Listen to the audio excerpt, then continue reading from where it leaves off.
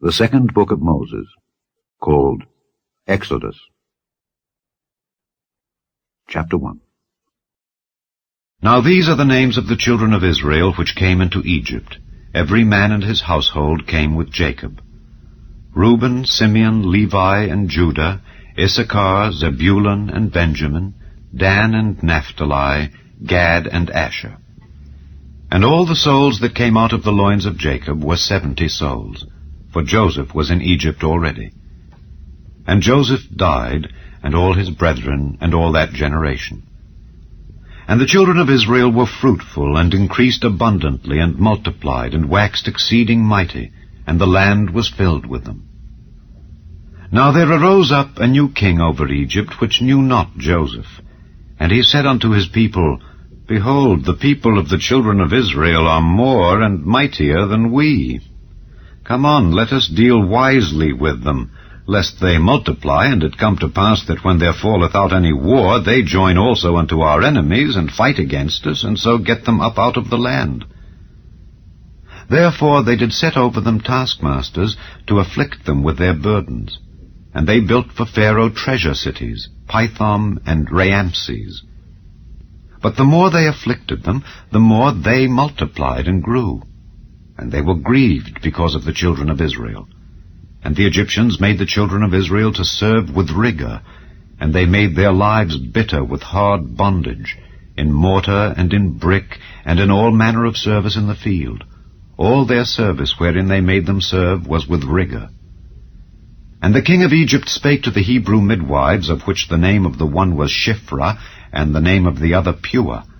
And he said, When ye do the office of a midwife to the Hebrew women, and see them upon the stools, if it be a son, then ye shall kill him. But if it be a daughter, then she shall live. But the midwives feared God, and did not as the king of Egypt commanded them, but saved the men children alive. And the king of Egypt called for the midwives, and said unto them, Why have ye done this thing, and have saved the men children alive? And the midwives said unto Pharaoh, Because the Hebrew women are not as the Egyptian women, for they are lively, and are delivered ere the midwives come in unto them. Therefore God dealt well with the midwives, and the people multiplied and waxed very mighty. And it came to pass, because the midwives feared God, that he made them houses. And Pharaoh charged all his people, saying, Every son that is born ye shall cast into the river, and every daughter ye shall save alive. Chapter 2. And there went a man of the house of Levi, and took to wife a daughter of Levi. And the woman conceived, and bare a son. And when she saw him that he was a goodly child, she hid him 3 months. And when she could not longer hide him, she took for him an ark of bulrushes, and daubed it with slime and with pitch, and put the child therein. And she laid it in the flags by the river's brink. And his sister stood afar off, to wit what would be done to him. And the daughter of Pharaoh came down to wash herself at the river, and her maidens walked along by the river's side. And when she saw the ark among the flags, she sent her maid to fetch it. And when she had opened it, she saw the child. And behold, the babe wept.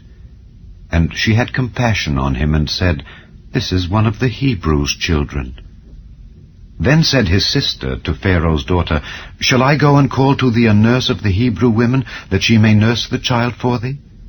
And Pharaoh's daughter said to her, Go. And the maid went and called the child's mother. And Pharaoh's daughter said unto her, Take this child away, and nurse it for me, and I will give thee thy wages. And the woman took the child, and nursed it. And the child grew, and she brought him unto Pharaoh's daughter, and he became her son. And she called his name Moses. And she said, Because I drew him out of the water. And it came to pass in those days, when Moses was grown, that he went out unto his brethren, and looked on their burdens. And he spied an Egyptian smiting an Hebrew, one of his brethren. And he looked this way and that way, and when he saw that there was no man, he slew the Egyptian, and hid him in the sand. And when he went out the second day, behold, 2 men of the Hebrews strove together. And he said to him that did the wrong, Wherefore smitest thou thy fellow? And he said, Who made thee a prince and a judge over us? Intendest thou to kill me as thou killedst the Egyptian? And Moses feared and said, Surely this thing is known. Now when Pharaoh heard this thing, he sought to slay Moses. But Moses fled from the face of Pharaoh and dwelt in the land of Midian. And he sat down by a well. Now the priest of Midian had 7 daughters, and they came and drew water, and filled the troughs to water their father's flock. And the shepherds came and drove them away. But Moses stood up and helped them, and watered their flock.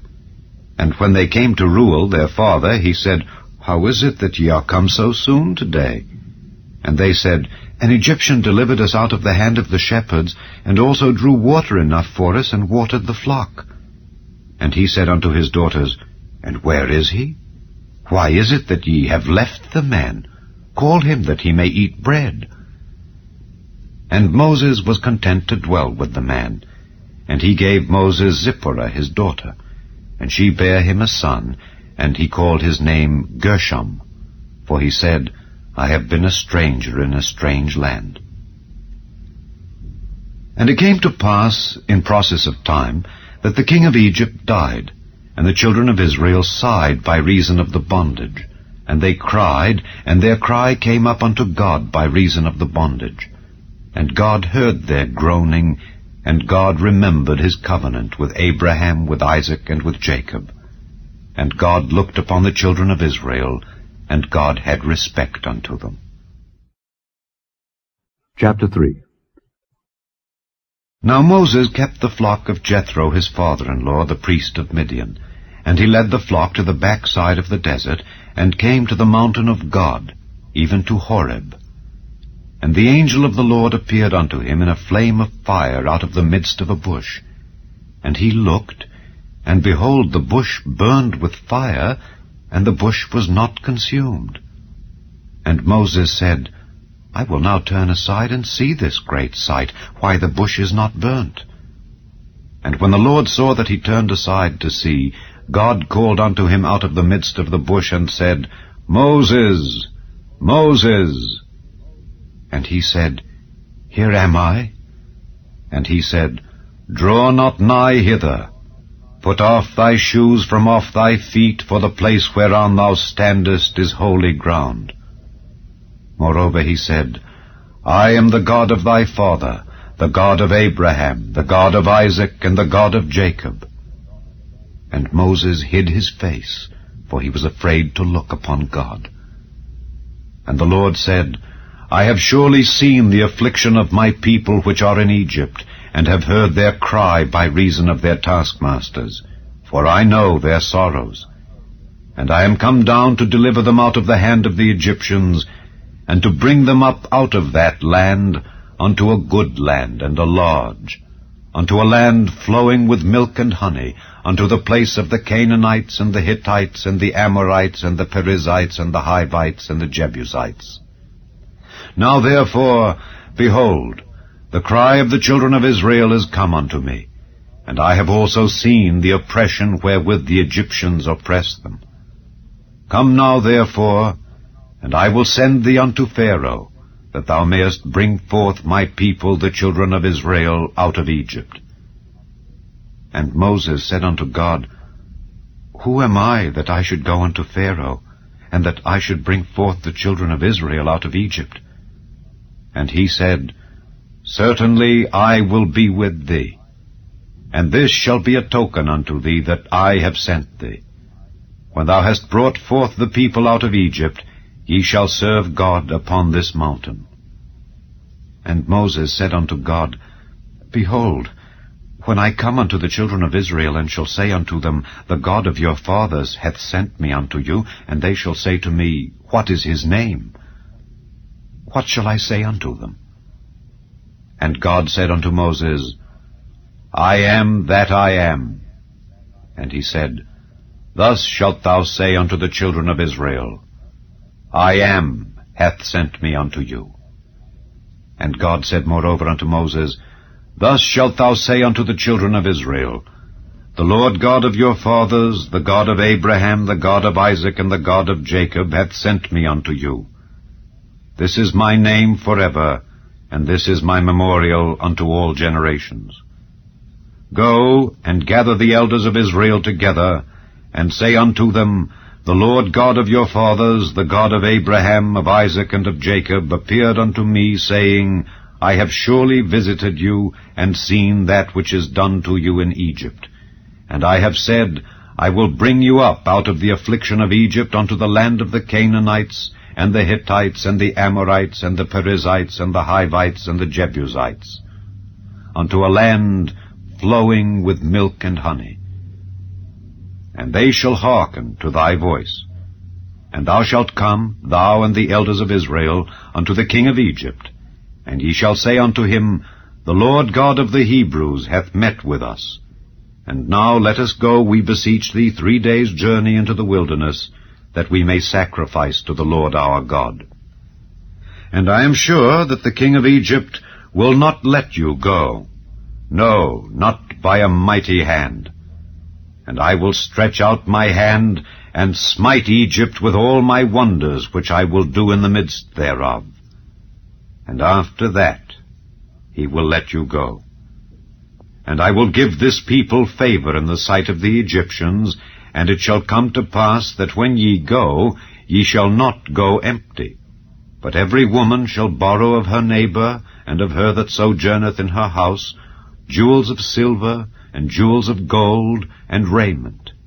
And ye shall put them upon your sons and upon your daughters, and ye shall spoil the Egyptians. Chapter 4. And Moses answered and said, But behold, they will not believe me, nor hearken unto my voice. For they will say, The Lord hath not appeared unto thee. And the Lord said unto him, What is that in thine hand? And he said, A rod. And he said, Cast it on the ground. And he cast it on the ground, and it became a serpent, and Moses fled from before it. And the Lord said unto Moses, Put forth thine hand, and take it by the tail. And he put forth his hand, and caught it, and it became a rod in his hand. That they may believe that the Lord God of their fathers, the God of Abraham, the God of Isaac, and the God of Jacob, hath appeared unto thee. And the Lord said furthermore unto him, Put now thine hand into thy bosom. And he put his hand into his bosom, and when he took it out, behold, his hand was leprous as snow. And he said, Put thine hand into thy bosom again. And he put his hand into his bosom again, and plucked it out of his bosom, and behold, it was turned again as his other flesh. And it shall come to pass, if they will not believe thee, neither hearken to the voice of the first sign, that they will believe the voice of the latter sign.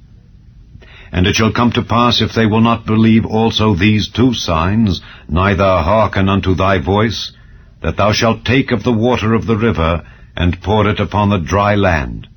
And the water which thou takest out of the river shall become blood upon the dry land. And Moses said unto the Lord, O my Lord, I am not eloquent, neither heretofore, nor since thou hast spoken unto thy servant, but I am slow of speech and of a slow tongue. And the Lord said unto him, Who hath made man's mouth? Or who maketh the dumb, or deaf, or the seeing, or the blind?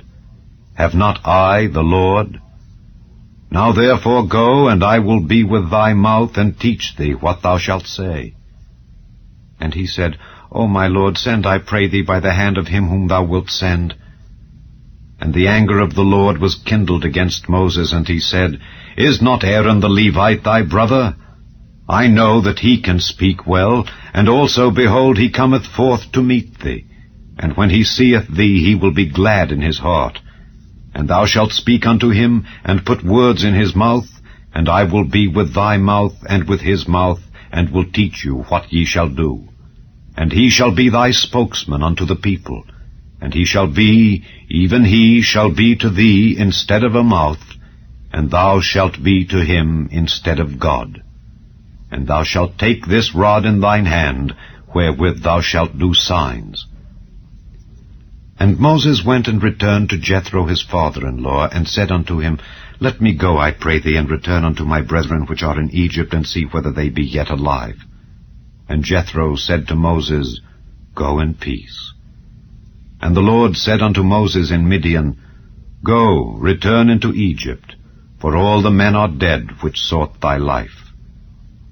And Moses took his wife and his sons, and set them upon an ass, and he returned to the land of Egypt.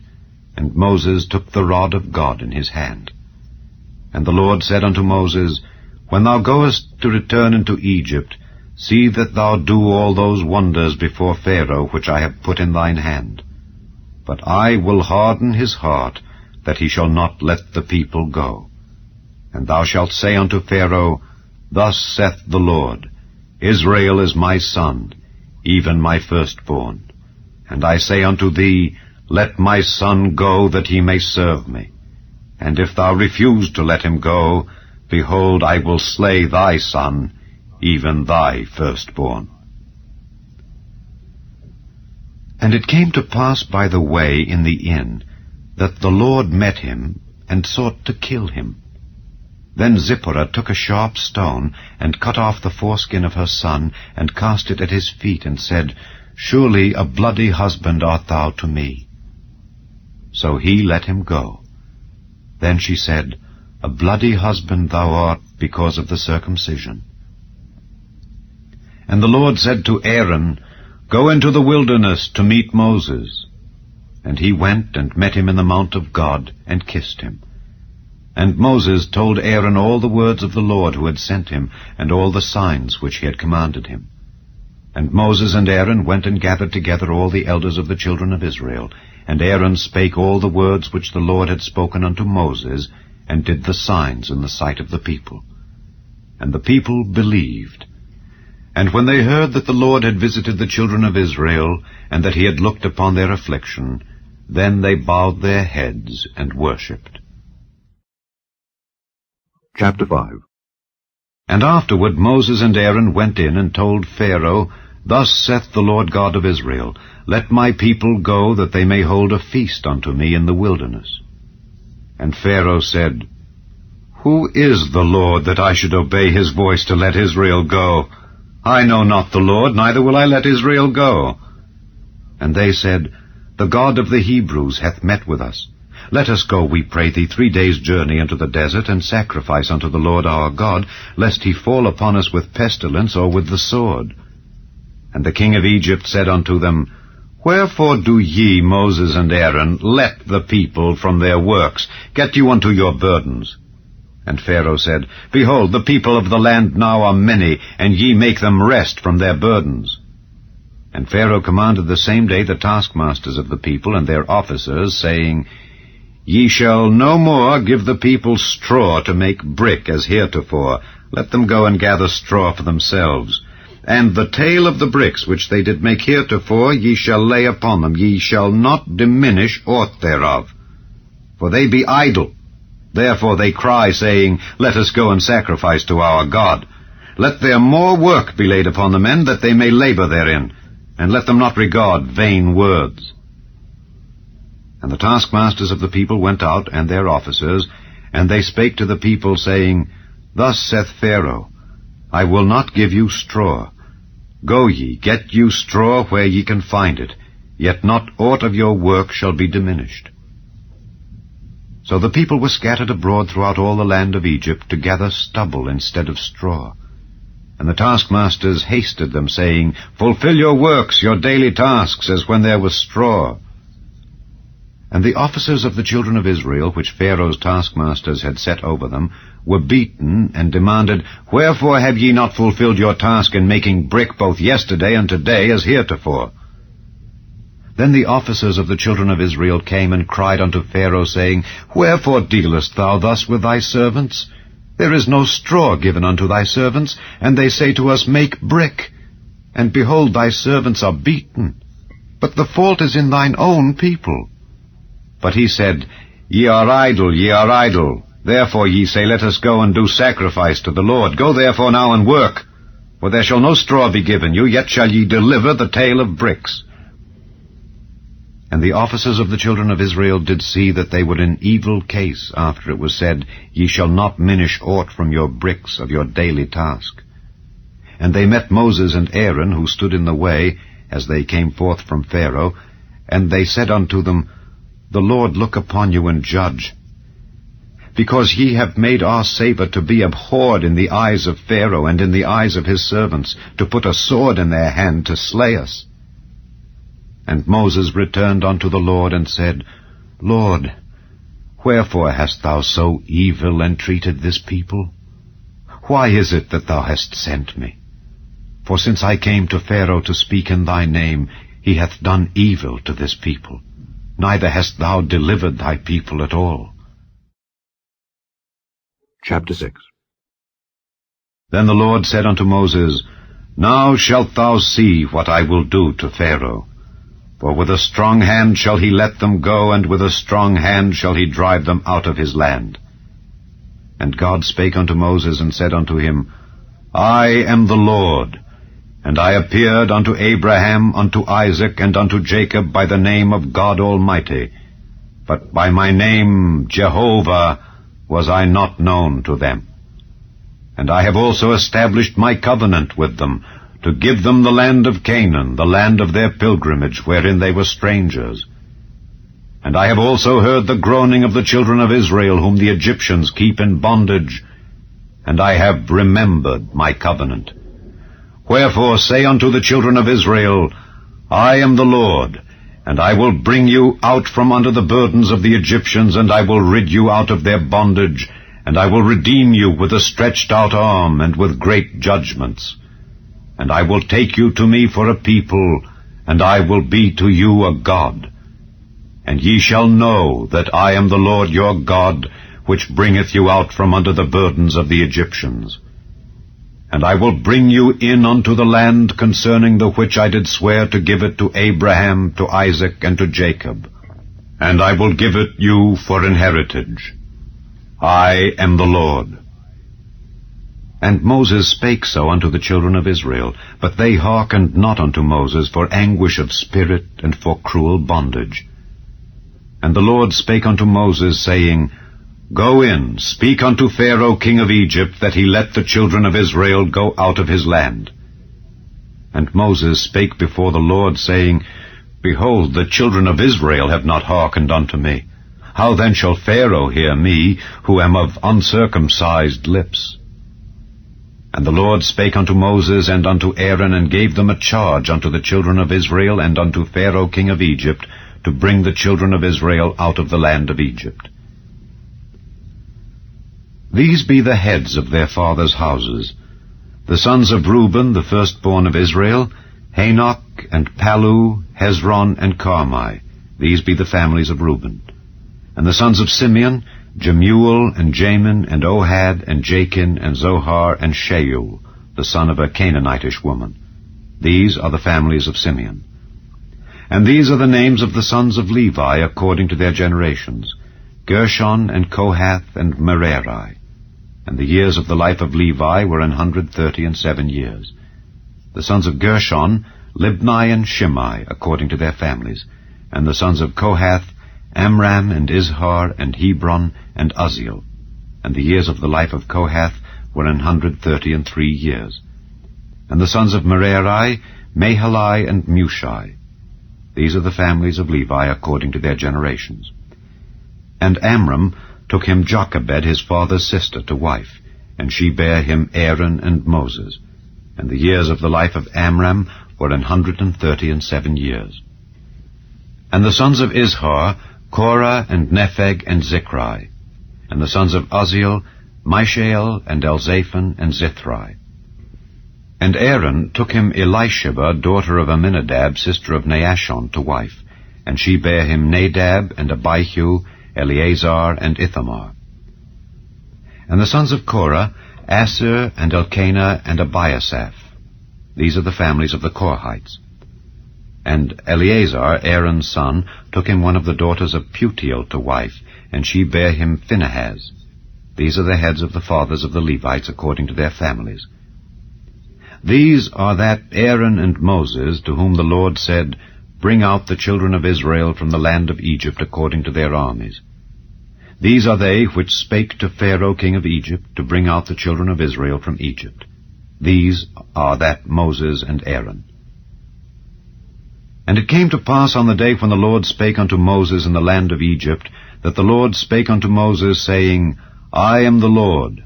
Speak thou unto Pharaoh king of Egypt all that I say unto thee. And Moses said before the Lord, Behold, I am of uncircumcised lips, and how shall Pharaoh hearken unto me? Chapter 7. And the Lord said unto Moses, See, I have made thee a god to Pharaoh, and Aaron thy brother shall be thy prophet. Thou shalt speak all that I command thee, and Aaron thy brother shall speak unto Pharaoh, that he send the children of Israel out of his land. And I will harden Pharaoh's heart, and multiply my signs and my wonders in the land of Egypt.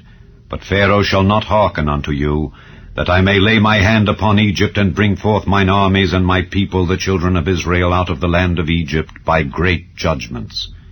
And the Egyptians shall know that I am the Lord, when I stretch forth mine hand upon Egypt, and bring out the children of Israel from among them.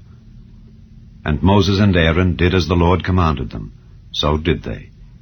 And Moses was 80 years old, and Aaron 83 years old, when they spake unto Pharaoh. And the Lord spake unto Moses and unto Aaron, saying, When Pharaoh shall speak unto you, saying, Show a miracle for you, then thou shalt say unto Aaron, Take thy rod, and cast it before Pharaoh, and it shall become a serpent. And Moses and Aaron went in unto Pharaoh, and they did so as the Lord had commanded.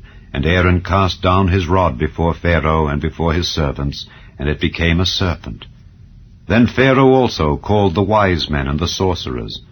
Now the magicians of Egypt, they also did in like manner with their enchantments. For they cast down every man his rod, and they became serpents. But Aaron's rod swallowed up their rods. And he hardened Pharaoh's heart, that he hearkened not unto them, as the Lord had said. And the Lord said unto Moses, Pharaoh's heart is hardened, he refuseth to let the people go. Get thee unto Pharaoh in the morning. Lo, he goeth out unto the water, and thou shalt stand by the river's brink against he come. And the rod which was turned to a serpent shalt thou take in thine hand. And thou shalt say unto him, The Lord God of the Hebrews hath sent me unto thee, saying, Let my people go, that they may serve me in the wilderness. And behold, hitherto thou wouldest not hear. Thus saith the Lord, In this thou shalt know that I am the Lord. Behold, I will smite with the rod that is in mine hand upon the waters which are in the river, and they shall be turned to blood, and the fish that is in the river shall die, and the river shall stink, and the Egyptians shall loathe to drink of the water of the river. And the Lord spake unto Moses, Say unto Aaron, Take thy rod, and stretch out thine hand upon the waters of Egypt, upon their streams, upon their rivers, and upon their ponds, and upon all their pools of water, that they may become blood, and that there may be blood throughout all the land of Egypt, both in vessels of wood and in vessels of stone. And Moses and Aaron did so as the Lord commanded.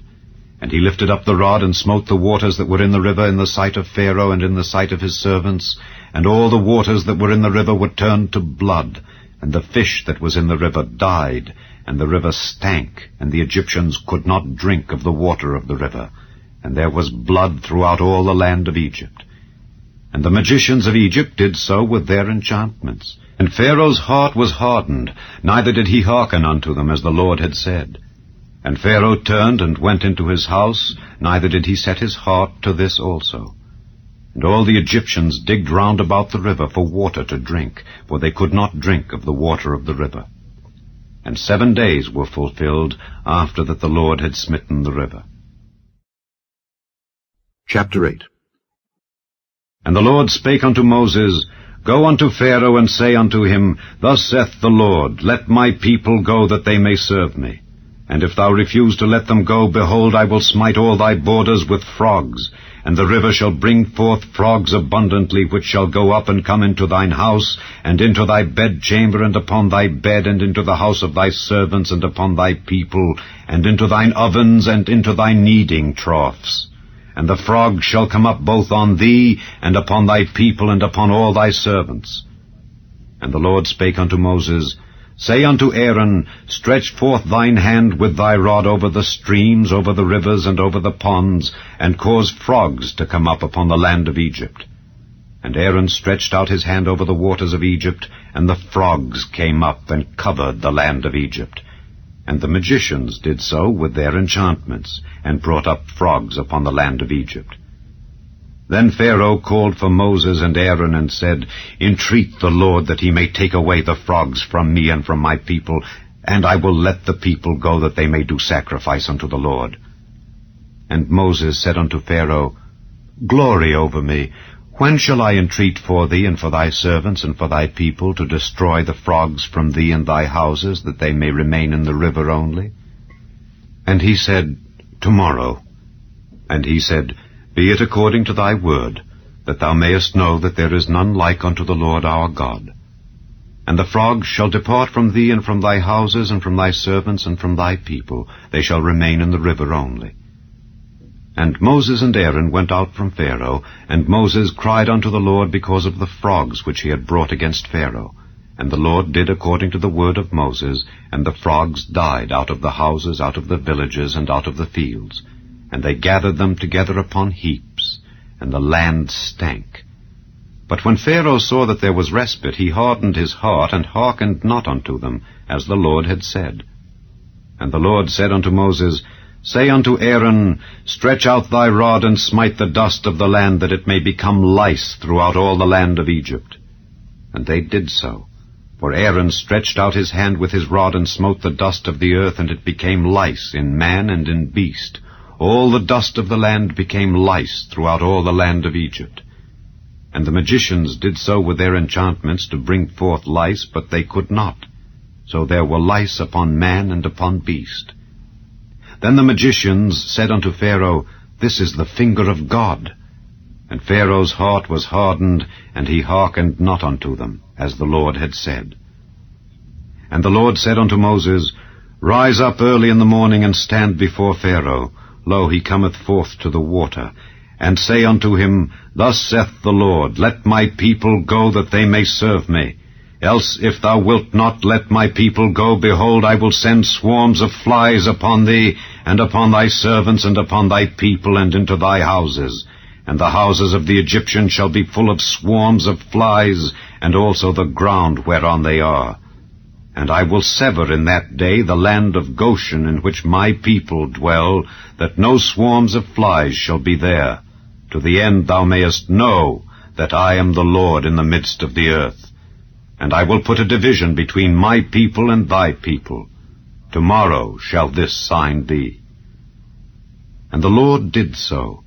And there came a grievous swarm of flies into the house of Pharaoh, and into his servants' houses, and into all the land of Egypt. The land was corrupted by reason of the swarm of flies. And Pharaoh called for Moses and for Aaron, and said, Go ye, sacrifice to your God in the land. And Moses said, It is not meet so to do, for we shall sacrifice the abomination of the Egyptians to the Lord our God. Lo, shall we sacrifice the abomination of the Egyptians before their eyes? And will they not stone us? We will go 3 days' journey into the wilderness, and sacrifice to the Lord our God, as he shall command us. And Pharaoh said, I will let you go, that ye may sacrifice to the Lord your God in the wilderness. Only ye shall not go very far away. Entreat for me.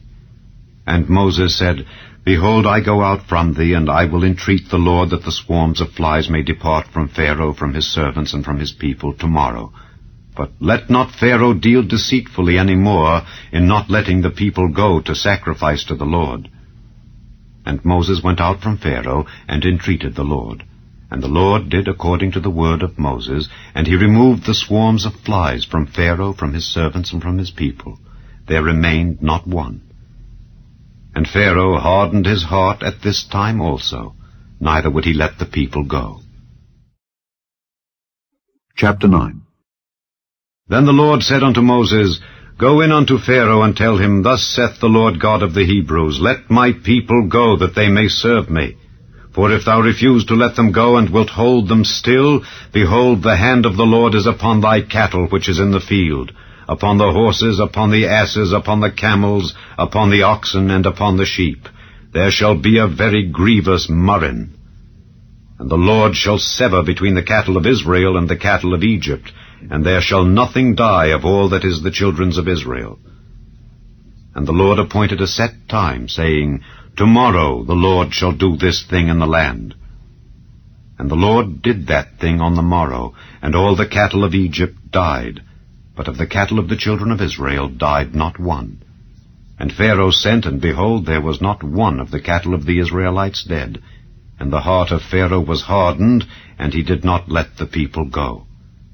And the Lord said unto Moses and unto Aaron, Take to you handfuls of ashes of the furnace, and let Moses sprinkle it toward the heaven in the sight of Pharaoh, and it shall become small dust in all the land of Egypt, and shall be a boil breaking forth with blains upon man and upon beast throughout all the land of Egypt.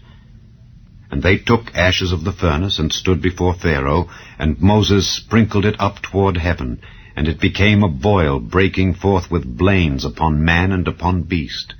And the magicians could not stand before Moses because of the boils, for the boil was upon the magicians and upon all the Egyptians. And the Lord hardened the heart of Pharaoh, and he hearkened not unto them, as the Lord had spoken unto Moses.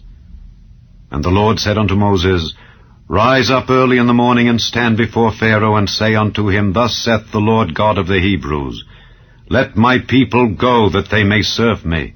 For I will at this time send all my plagues upon thine heart, and upon thy servants, and upon thy people, that thou mayest know that there is none like me in all the earth. For now I will stretch out my hand, that I may smite thee and thy people with pestilence, and thou shalt be cut off from the earth. And in very deed, for this cause have I raised thee up, for to show in thee my power, and that my name may be declared throughout all the earth. As yet exaltest thou thyself against my people, that thou wilt not let them go? Behold, tomorrow about this time I will cause it to rain a very grievous hail, such as hath not been in Egypt since the foundation thereof even until now.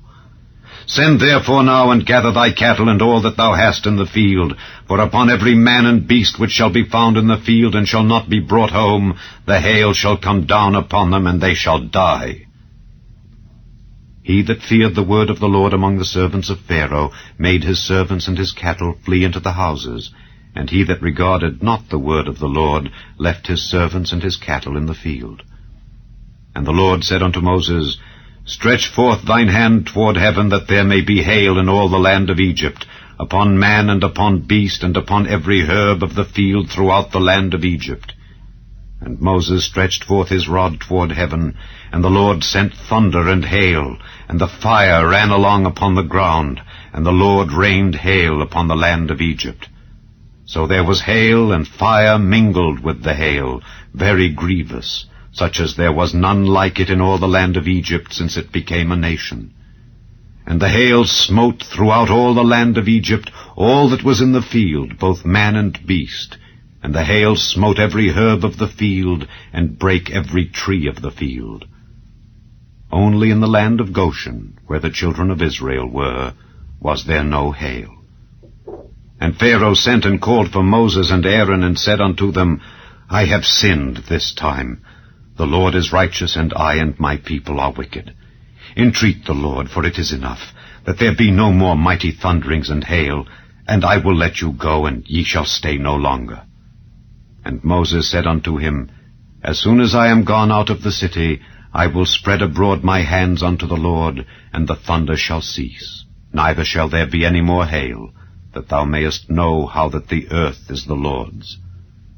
But as for thee and thy servants, I know that ye will not yet fear the Lord God. And the flax and the barley was smitten, for the barley was in the ear, and the flax was bold.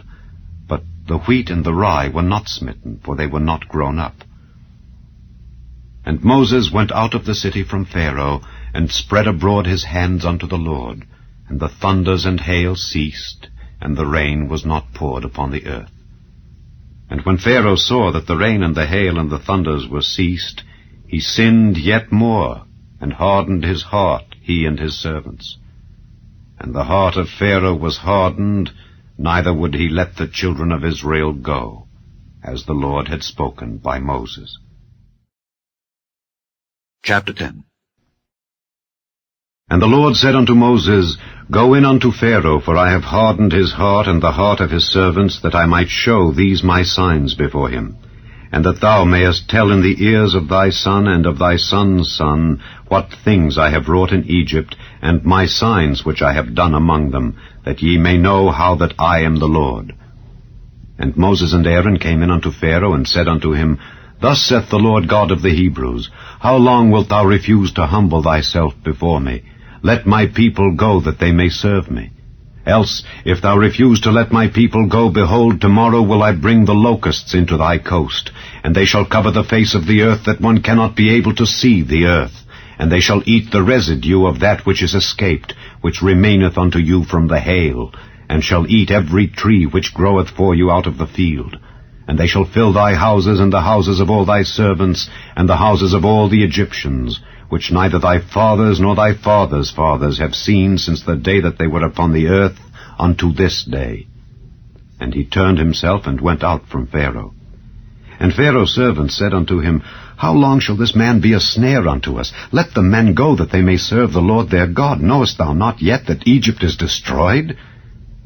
And Moses and Aaron were brought again unto Pharaoh, and he said unto them, Go, serve the Lord your God. But who are they that shall go? And Moses said, We will go with our young and with our old, with our sons and with our daughters, with our flocks and with our herds will we go, for we must hold a feast unto the Lord. And he said unto them, Let the Lord be so with you as I will let you go and your little ones. Look to it, for evil is before you. Not so. Go now, ye that are men, and serve the Lord, for that ye did desire. And they were driven out from Pharaoh's presence. And the Lord said unto Moses, Stretch out thine hand over the land of Egypt for the locusts, that they may come up upon the land of Egypt, and eat every herb of the land, even all that the hail hath left. And Moses stretched forth his rod over the land of Egypt, and the Lord brought an east wind upon the land all that day and all that night. And when it was morning, the east wind brought the locusts. And the locusts went up over all the land of Egypt, and rested in all the coasts of Egypt. Very grievous were they. Before them there were no such locusts as they, neither after them shall be such. For they covered the face of the whole earth, so that the land was darkened. And they did eat every herb of the land, and all the fruit of the trees which the hail had left. And there remained not any green thing in the trees, or in the herbs of the field, through all the land of Egypt. Then Pharaoh called for Moses and Aaron in haste, and he said, I have sinned against the Lord your God and against you. Now therefore forgive, I pray thee, my sin only this once, and entreat the Lord your God that he may take away from me this death only. And he went out from Pharaoh and entreated the Lord. And the Lord turned a mighty strong west wind, which took away the locusts and cast them into the Red Sea. There remained not one locust in all the coasts of Egypt. But the Lord hardened Pharaoh's heart, so that he would not let the children of Israel go. And the Lord said unto Moses, Stretch out thine hand toward heaven, that there may be darkness over the land of Egypt, even darkness which may be felt. And Moses stretched forth his hand toward heaven, and there was a thick darkness in all the land of Egypt 3 days. They saw not one another, neither rose any from his place for 3 days. But all the children of Israel had light in their dwellings. And Pharaoh called unto Moses and said, Go ye, serve the Lord. Only let your flocks and your herds be stayed. Let your little ones also go with you. And Moses said, Thou must give us also sacrifices and burnt offerings, that we may sacrifice unto the Lord our God. Our cattle also shall go with us. There shall not an hoof be left behind, for thereof must we take to serve the Lord our God. And we know not with what we must serve the Lord until we come thither. But the Lord hardened Pharaoh's heart, and he would not let them go. And Pharaoh said unto him, Get thee from me. Take heed to thyself, see my face no more, for in that day thou seest my face thou shalt die. And Moses said, Thou hast spoken well. I will see thy face again no more.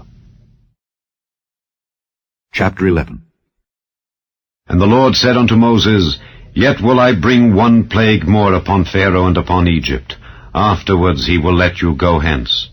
When he shall let you go, he shall surely thrust you out hence altogether. Speak now in the ears of the people, and let every man borrow of his neighbor, and every woman of her neighbor, jewels of silver and jewels of gold. And the Lord gave the people favor in the sight of the Egyptians. Moreover, the man Moses was very great in the land of Egypt, in the sight of Pharaoh's servants, and in the sight of the people. And Moses said, Thus saith the Lord, About midnight will I go out into the midst of Egypt, and all the firstborn in the land of Egypt shall die, from the firstborn of Pharaoh that sitteth upon his throne, even unto the firstborn of the maidservant that is behind the mill, and all the firstborn of beasts.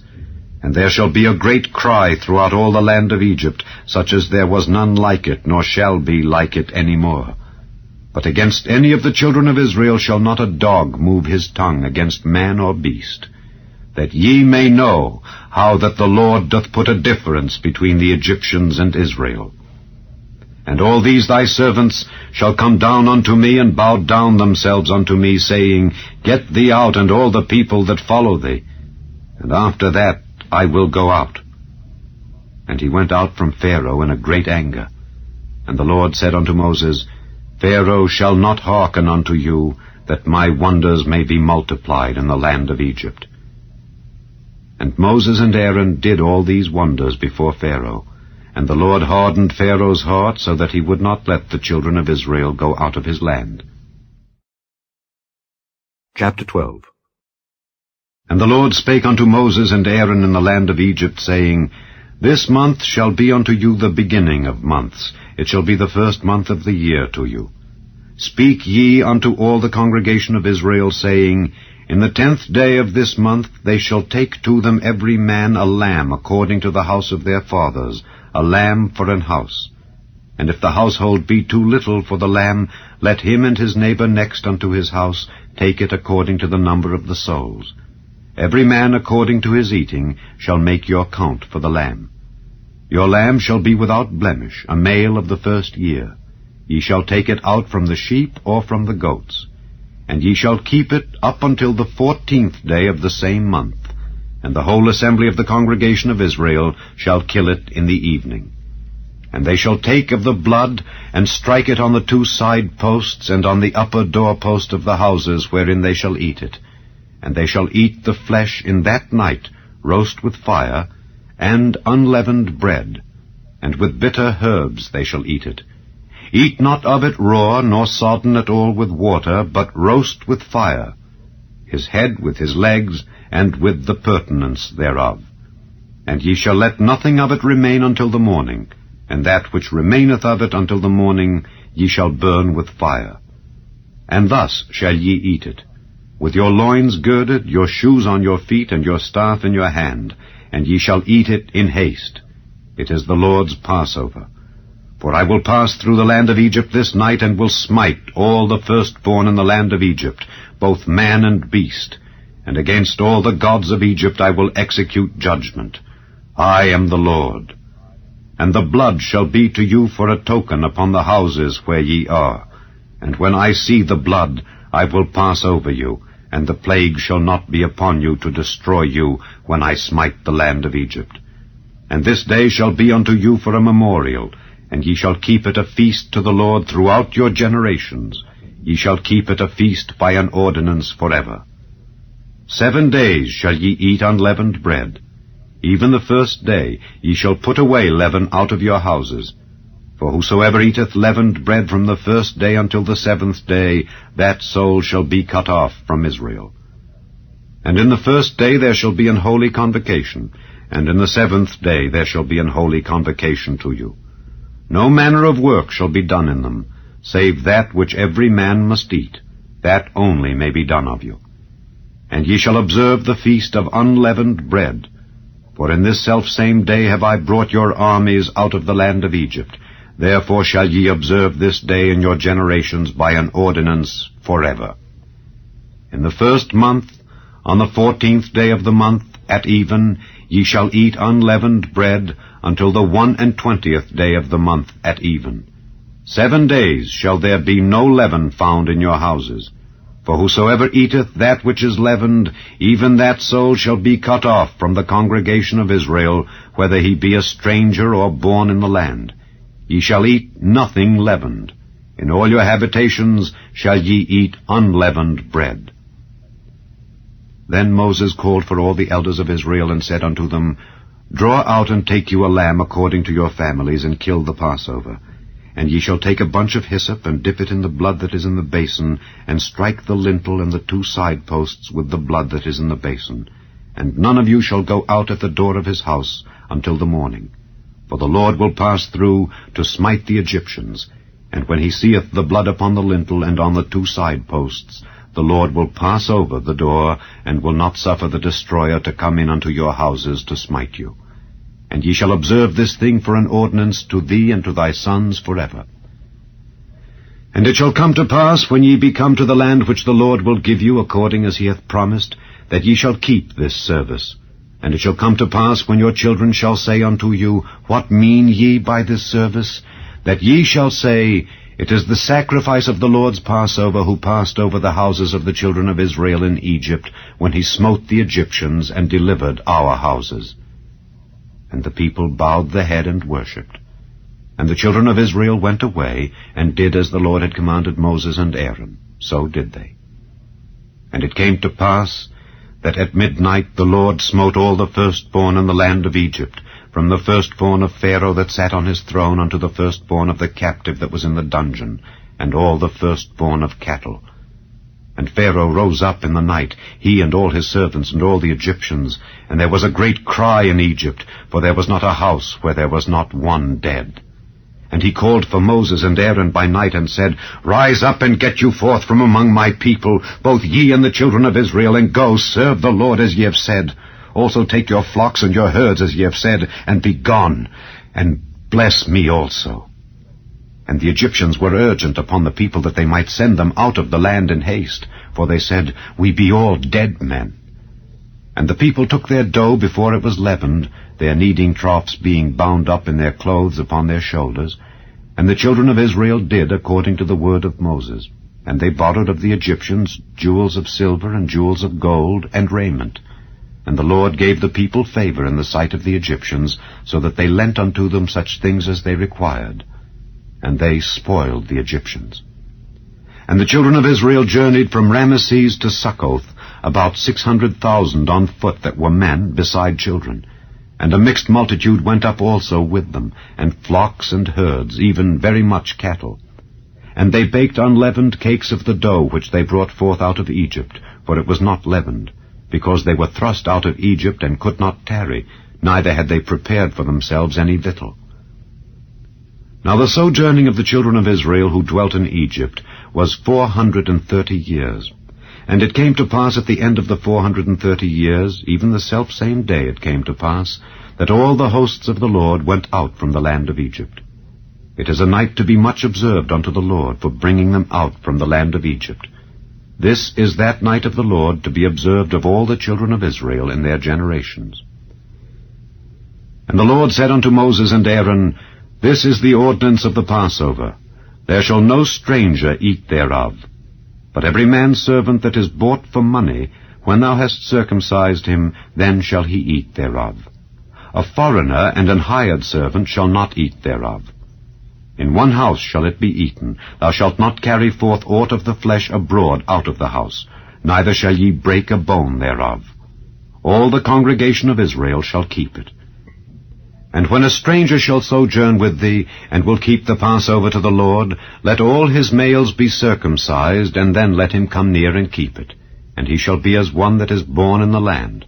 For no uncircumcised person shall eat thereof. One law shall be to him that is home-born, and unto the stranger that sojourneth among you. Thus did all the children of Israel, as the Lord commanded Moses and Aaron. So did they. And it came to pass the selfsame day, that the Lord did bring the children of Israel out of the land of Egypt by their armies. Chapter 13. And the Lord spake unto Moses, saying, Sanctify unto me all the firstborn, whatsoever openeth the womb among the children of Israel, both of man and of beast. It is mine. And Moses said unto the people, Remember this day in which ye came out from Egypt out of the house of bondage, for by strength of hand the Lord brought you out from this place. there shall no leavened bread be eaten. This day came ye out in the month Abib. And it shall be, when the Lord shall bring thee into the land of the Canaanites, and the Hittites, and the Amorites, and the Hivites, and the Jebusites, which he sware unto thy fathers to give thee, a land flowing with milk and honey, that thou shalt keep this service in this month. 7 days thou shalt eat unleavened bread, and in the 7th day shall be a feast to the Lord.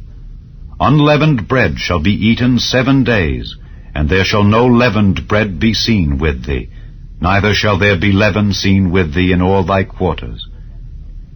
And thou shalt show thy son in that day, saying, This is done because of that which the Lord did unto me when I came forth out of Egypt.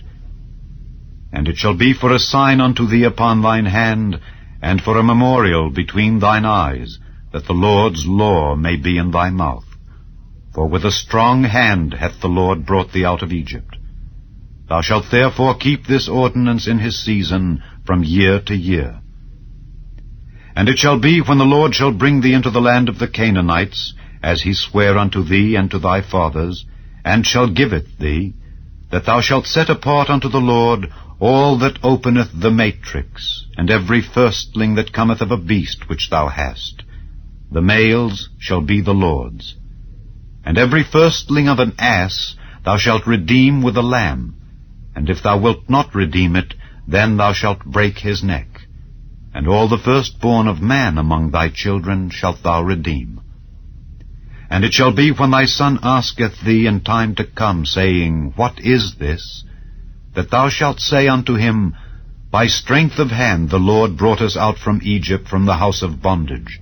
And it came to pass, when Pharaoh would hardly let us go, that the Lord slew all the firstborn in the land of Egypt, both the firstborn of man and the firstborn of beast.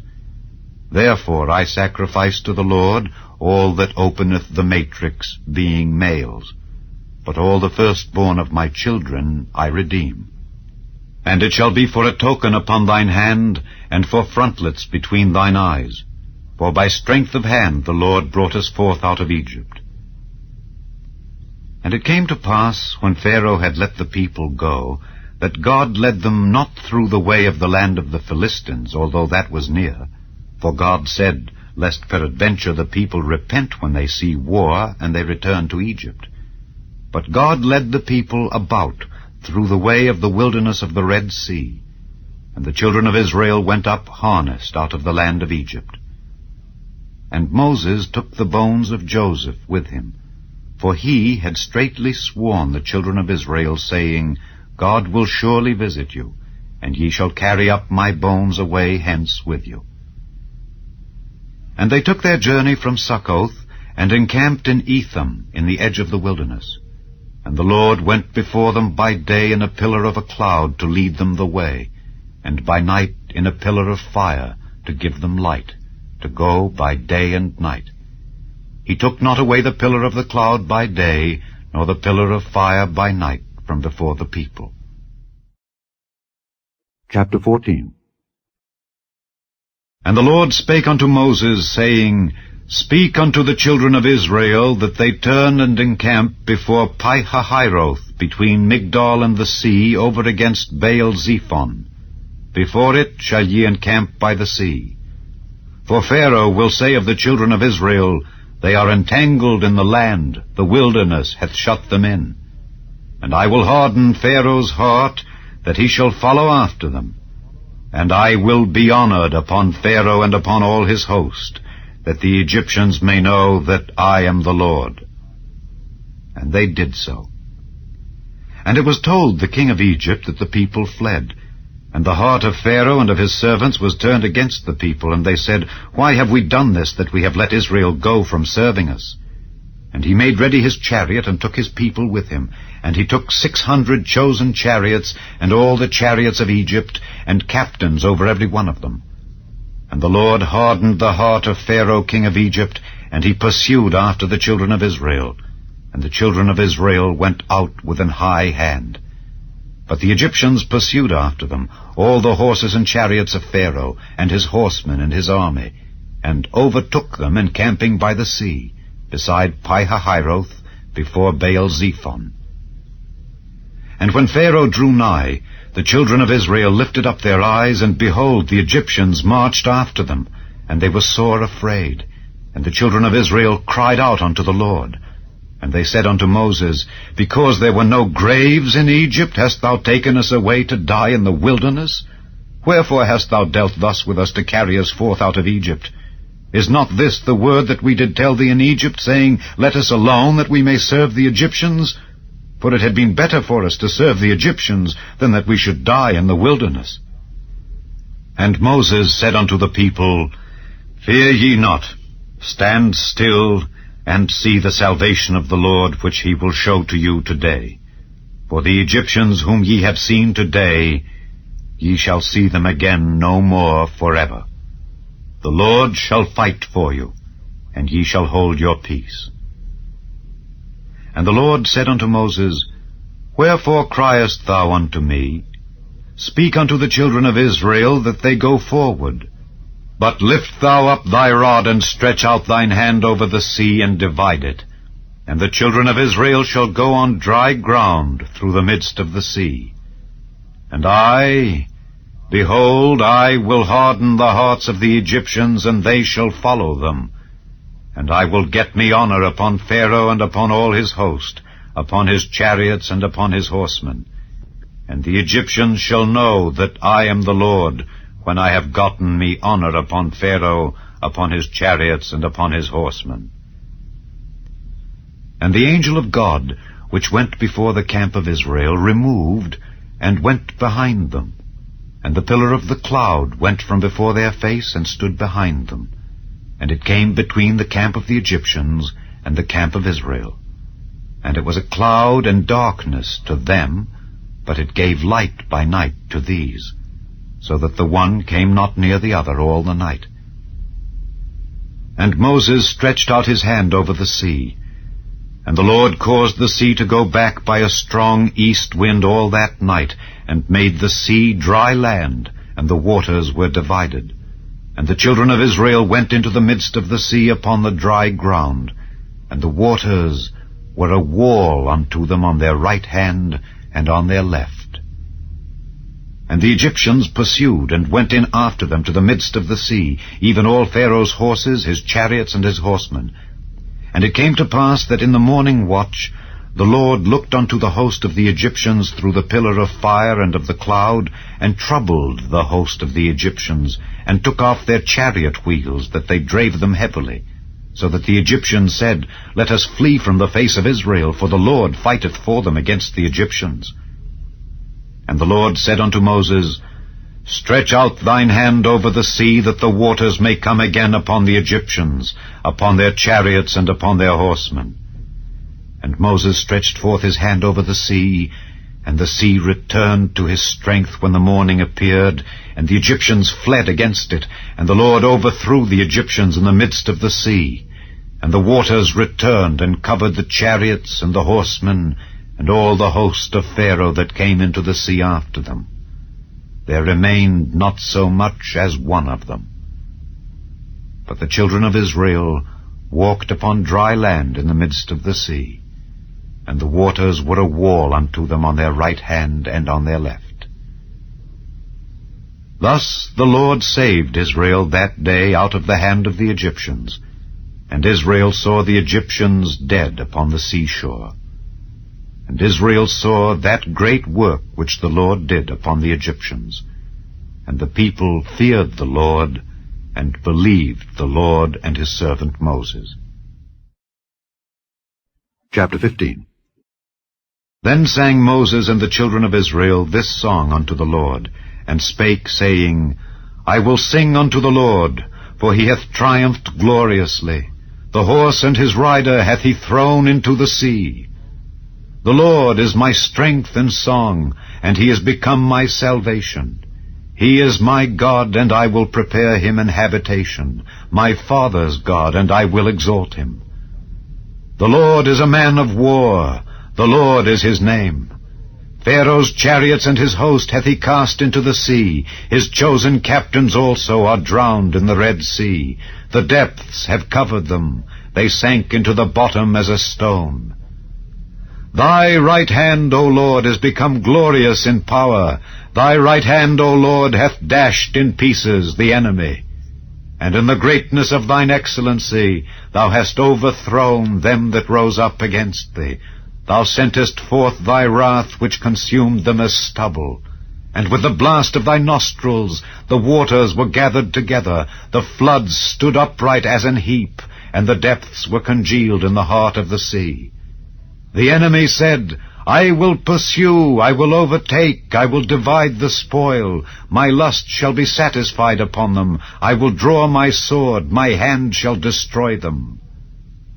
Thou didst blow with thy wind, the sea covered them. They sank as lead in the mighty waters. Who is like unto thee, O Lord, among the gods? Who is like thee, glorious in holiness, fearful in praises, doing wonders? Thou stretchedst out thy right hand, the earth swallowed them. Thou in thy mercy hast led forth the people which thou hast redeemed. Thou hast guided them in thy strength unto thy holy habitation. The people shall hear and be afraid. Sorrow shall take hold on the inhabitants of Palestina. Then the dukes of Edom shall be amazed. The mighty men of Moab trembling shall take hold upon them. All the inhabitants of Canaan shall melt away. Fear and dread shall fall upon them. By the greatness of thine arm they shall be as still as a stone, till thy people pass over, O Lord, till the people pass over which thou hast purchased. Thou shalt bring them in, and plant them in the mountain of thine inheritance. In the place, O Lord, which thou hast made for thee to dwell in the sanctuary, O Lord, which thy hands have established. The Lord shall reign forever and ever. For the horse of Pharaoh went in with his chariots and with his horsemen into the sea, and the Lord brought again the waters of the sea upon them. But the children of Israel went on dry land in the midst of the sea. And Miriam the prophetess, the sister of Aaron, took a timbrel in her hand, and all the women went out after her with timbrels and with dances. And Miriam answered them, Sing ye to the Lord, for he hath triumphed gloriously. The horse and his rider hath he thrown into the sea. So Moses brought Israel from the Red Sea, and they went out into the wilderness of Shur. And they went 3 days in the wilderness, and found no water. And when they came to Marah, they could not drink of the waters of Marah, for they were bitter. Therefore the name of it was called Marah. And the people murmured against Moses, saying, What shall we drink? And he cried unto the Lord, and the Lord showed him a tree, which when he had cast into the waters were made sweet. There he made for them a statute and an ordinance, and there he proved them, and said, If thou wilt diligently hearken to the voice of the Lord thy God, and wilt do that which is right in his sight, and wilt give ear to his commandments, and keep all his statutes, I will put none of these diseases upon thee, which I have brought upon the Egyptians. For I am the Lord that healeth thee. And they came to Elim, where were 12 wells of water, and 70 palm trees.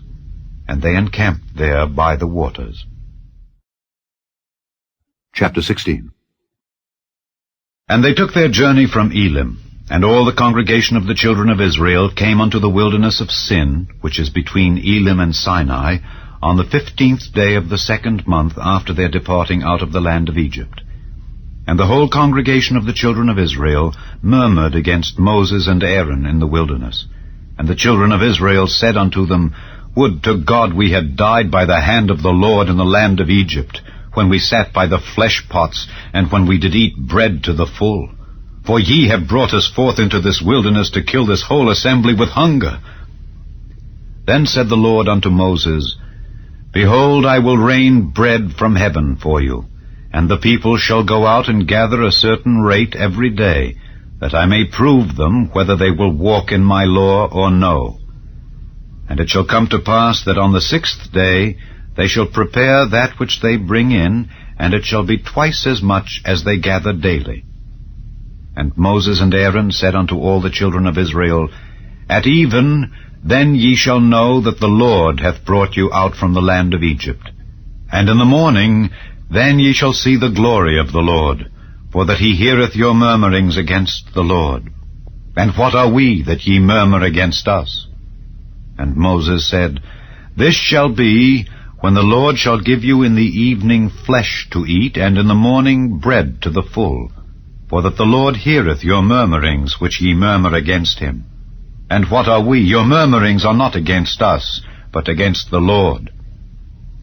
And Moses spake unto Aaron, Say unto all the congregation of the children of Israel, Come near before the Lord, for he hath heard your murmurings. And it came to pass, as Aaron spake unto the whole congregation of the children of Israel, that they looked toward the wilderness, and behold, the glory of the Lord appeared in the cloud. And the Lord spake unto Moses, saying, I have heard the murmurings of the children of Israel.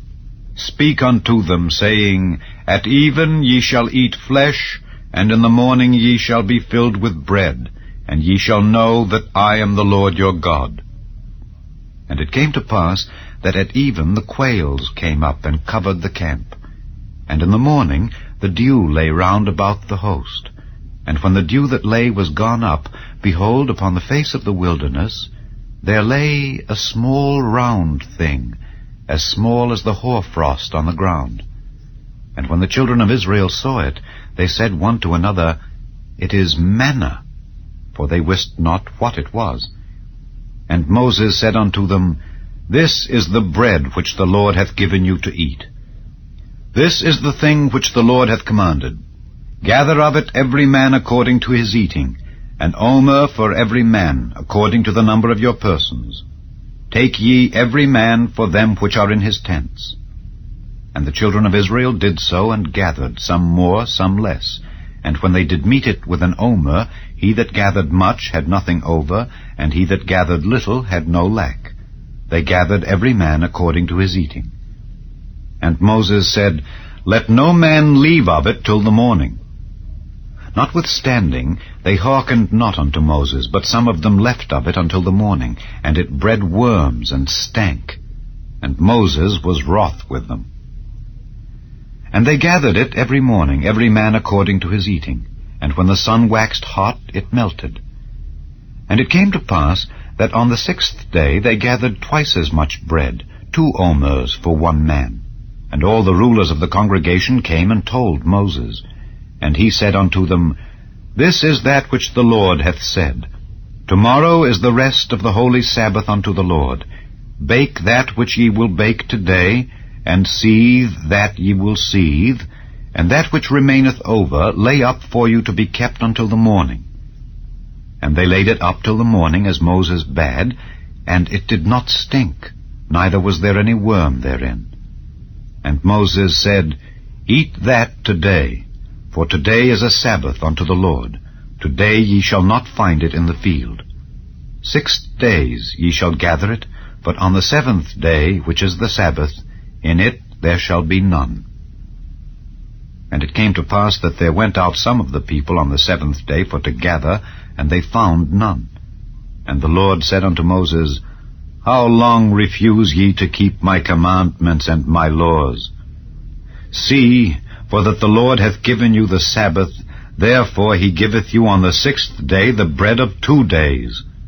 Abide ye every man in his place, let no man go out of his place on the 7th day. So the people rested on the 7th day. And the house of Israel called the name thereof manna, and it was like coriander seed, white, and the taste of it was like wafers made with honey. And Moses said, This is the thing which the Lord commandeth. Fill an omer of it, to be kept for your generations, that they may see the bread wherewith I have fed you in the wilderness, when I brought you forth from the land of Egypt. And Moses said unto Aaron, Take a pot, and put an omer full of manna therein, and lay it up before the Lord, to be kept for your generations. As the Lord commanded Moses, so Aaron laid it up before the testimony, to be kept. And the children of Israel did eat manna 40 years, until they came to a land inhabited. they did eat manna until they came unto the borders of the land of Canaan. Now an omer is the 10th part of an ephah. Chapter 17. And all the congregation of the children of Israel journeyed from the wilderness of Sin after their journeys according to the commandment of the Lord, and pitched in Rephidim. And there was no water for the people to drink. Wherefore the people did chide with Moses, and said, Give us water that we may drink. And Moses said unto them, Why chide ye with me? Wherefore do ye tempt the Lord? And the people thirsted there for water, and the people murmured against Moses, and said, Wherefore is this that thou hast brought us up out of Egypt to kill us and our children and our cattle with thirst? And Moses cried unto the Lord, saying, What shall I do unto this people? They be almost ready to stone me. And the Lord said unto Moses, Go on before the people, and take with thee of the elders of Israel.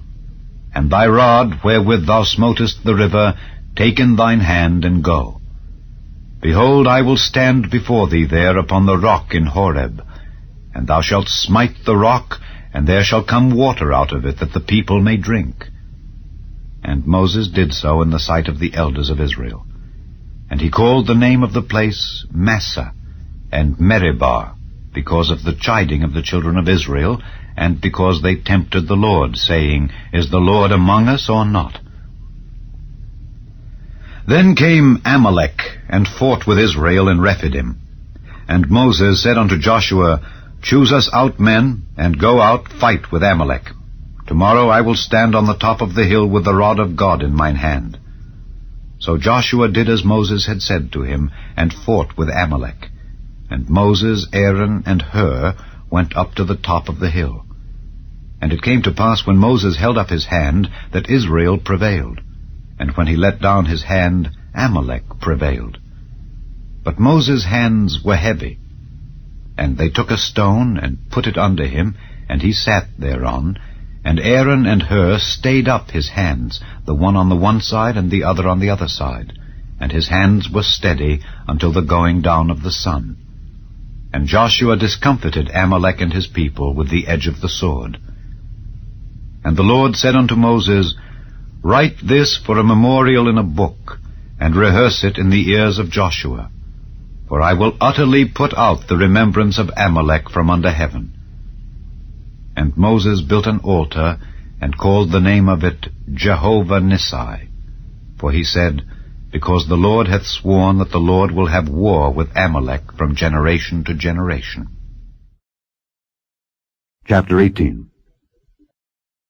When Jethro, the priest of Midian, Moses' father-in-law, heard of all that God had done for Moses and for Israel his people, and that the Lord had brought Israel out of Egypt, then Jethro, Moses' father-in-law, took Zipporah, Moses' wife, after he had sent her back, and her 2 sons, of which the name of the one was Gershom, for he said, I have been an alien in a strange land, and the name of the other was Eliezer, for the God of my father, said he, was mine help, and delivered me from the sword of Pharaoh. And Jethro, Moses' father-in-law, came with his sons and his wife unto Moses into the wilderness, where he encamped at the mount of God. And he said unto Moses, I, thy father-in-law Jethro, am come unto thee, and thy wife and her 2 sons with her. And Moses went out to meet his father-in-law, and did obeisance, and kissed him. And they asked each other of their welfare, and they came into the tent. And Moses told his father-in-law all that the Lord had done unto Pharaoh and to the Egyptians for Israel's sake, and all the travail that had come upon them by the way, and how the Lord delivered them. And Jethro rejoiced for all the goodness which the Lord had done to Israel, whom he had delivered out of the hand of the Egyptians. And Jethro said, Blessed be the Lord, who hath delivered you out of the hand of the Egyptians and out of the hand of Pharaoh, who hath delivered the people from under the hand of the Egyptians. Now I know that the Lord is greater than all gods, for in the thing wherein they dealt proudly, he was above them. And Jethro, Moses' father-in-law, took a burnt offering and sacrifices for God, and Aaron came and all the elders of Israel to eat bread with Moses' father-in-law before God. And it came to pass on the morrow that Moses sat to judge the people. And the people stood by Moses from the morning unto the evening. And when Moses' father-in-law saw all that he did to the people, he said, What is this thing that thou doest to the people? Why sittest thou thyself alone, and all the people stand by thee from morning unto even? And Moses said unto his father-in-law, Because the people come unto me to inquire of God. When they have a matter, they come unto me, and I judge between one and another, and I do make them know the statutes of God and his laws. And Moses' father-in-law said unto him, The thing that thou doest is not good. Thou wilt surely wear away, both thou and this people that is with thee, for this thing is too heavy for thee. Thou art not able to perform it thyself alone. Hearken now unto my voice. I will give thee counsel, and God shall be with thee. Be thou for the people to Godward, that thou mayest bring the causes unto God. And thou shalt teach them ordinances and laws, and shalt show them the way wherein they must walk, and the work that they must do. Moreover, thou shalt provide out of all the people able men, such as fear God, men of truth, hating covetousness, and place such over them to be rulers of thousands, and rulers of hundreds, rulers of 50s, and rulers of 10s. And let them judge the people at all seasons. And it shall be that every great matter they shall bring unto thee, but every small matter they shall judge. So shall it be easier for thyself, and they shall bear the burden with thee. If thou shalt do this thing, and God command thee so, then thou shalt be able to endure, and all this people shall also go to their place in peace. So Moses hearkened to the voice of his father-in-law, and did all that he had said. And Moses chose able men out of all Israel, and made them heads over the people, rulers of thousands, rulers of hundreds, rulers of 50s, and rulers of 10s. And they judged the people at all seasons. The hard causes they brought unto Moses, but every small matter they judged themselves. And Moses let his father-in-law depart, and he went his way into his own land. Chapter 19. In the 3rd month, when the children of Israel were gone forth out of the land of Egypt, the same day came they into the wilderness of Sinai.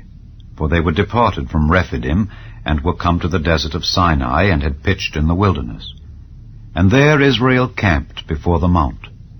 And Moses went up unto God, and the Lord called unto him out of the mountain, saying, Thus shalt thou say to the house of Jacob, and tell the children of Israel, Ye have seen what I did unto the Egyptians, and how I bare you on eagle's wings, and brought you unto myself. Now therefore, if ye will obey my voice indeed, and keep my covenant, then ye shall be a peculiar treasure unto me above all people, for all the earth is mine. And ye shall be unto me a kingdom of priests, and an holy nation. These are the words which thou shalt speak unto the children of Israel. And Moses came and called for the elders of the people, and laid before their faces all these words which the Lord commanded him. And all the people answered together, and said, All that the Lord hath spoken we will do. And Moses returned the words of the people unto the Lord. And the Lord said unto Moses, Lo, I come unto thee in a thick cloud, that the people may hear when I speak with thee, and believe thee forever. And Moses told the words of the people unto the Lord. And the Lord said unto Moses, Go unto the people, and sanctify them today and tomorrow, and let them wash their clothes, and be ready against the 3rd day. For the 3rd day the Lord will come down in the sight of all the people upon Mount Sinai. And thou shalt set bounds unto the people round about, saying, Take heed to yourselves, that ye go not up into the mount, or touch the border of it. Whosoever toucheth the mount shall be surely put to death. There shall not an hand touch it, but he shall surely be stoned or shot through. Whether it be beast or man, it shall not live. When the trumpet soundeth long, they shall come up to the mount. And Moses went down from the mount unto the people, and sanctified the people, and they washed their clothes. And he said unto the people, Be ready against the 3rd day. come not at your wives. And it came to pass on the 3rd day in the morning, that there were thunders and lightnings, and a thick cloud upon the mount, and the voice of the trumpet exceeding loud, so that all the people that was in the camp trembled. And Moses brought forth the people out of the camp to meet with God, and they stood at the nether part of the mount.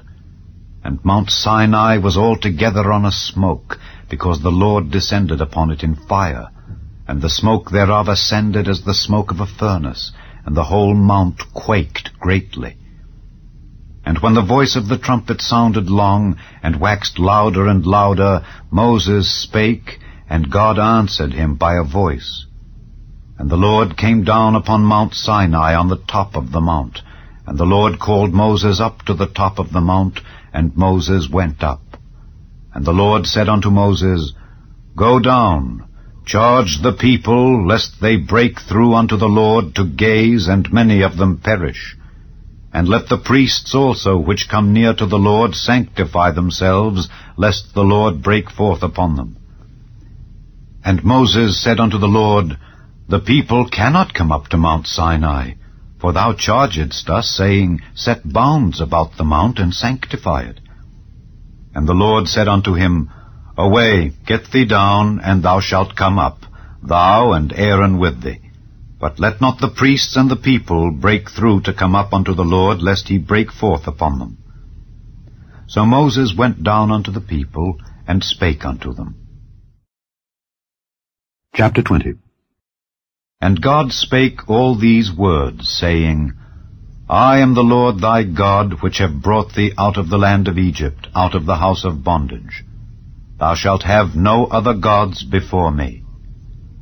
Thou shalt not make unto thee any graven image, or any likeness of anything that is in heaven above, or that is in the earth beneath, or that is in the water under the earth. Thou shalt not bow down thyself to them, nor serve them. For I, the Lord thy God, am a jealous God, visiting the iniquity of the fathers upon the children, unto the 3rd and 4th generation of them that hate me, and showing mercy unto thousands of them that love me and keep my commandments.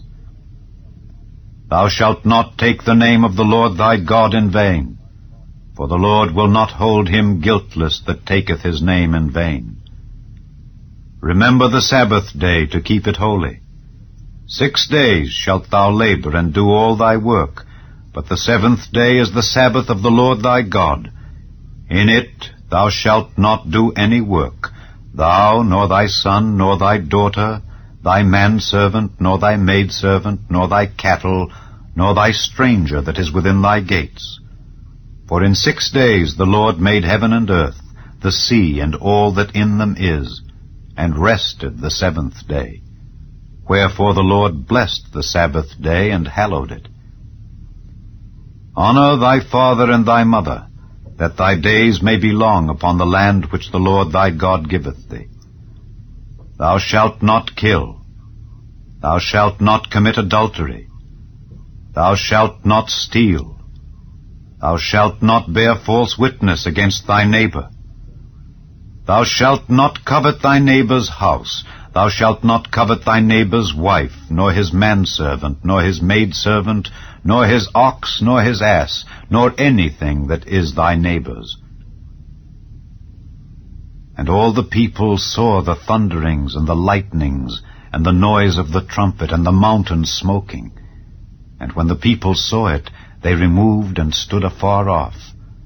And they said unto Moses, Speak thou with us, and we will hear, but let not God speak with us, lest we die. And Moses said unto the people, Fear not, for God is come to prove you, and that his fear may be before your faces, that ye sin not. And the people stood afar off, and Moses drew near unto the thick darkness where God was. And the Lord said unto Moses, Thus thou shalt say unto the children of Israel, Ye have seen that I have talked with you from heaven. Ye shall not make with me gods of silver, neither shall ye make unto you gods of gold. An altar of earth thou shalt make unto me. and shalt sacrifice thereon thy burnt offerings and thy peace offerings, thy sheep and thine oxen. In all places where I record my name, I will come unto thee, and I will bless thee. And if thou wilt make me an altar of stone, thou shalt not build it of hewn stone. For if thou lift up thy tool upon it, thou hast polluted it. Neither shalt thou go up by steps unto mine altar, that thy nakedness be not discovered thereon. Chapter 21. Now these are the judgments which thou shalt set before them. If thou buy an Hebrew servant, 6 years he shall serve, and in the 7th he shall go out free for nothing. If he came in by himself, he shall go out by himself. If he were married, then his wife shall go out with him. If his master have given him a wife, and she have borne him sons or daughters, the wife and her children shall be her master's, and he shall go out by himself. And if the servant shall plainly say, I love my master, my wife, and my children, I will not go out free, then his master shall bring him unto the judges. He shall also bring him to the door, or unto the doorpost, and his master shall bore his ear through with an awl, and he shall serve him forever. And if a man sell his daughter to be a maidservant, she shall not go out as the menservants do. If she please not her master, who hath betrothed her to himself, then shall he let her be redeemed. To sell her unto a strange nation he shall have no power, seeing he hath dealt deceitfully with her.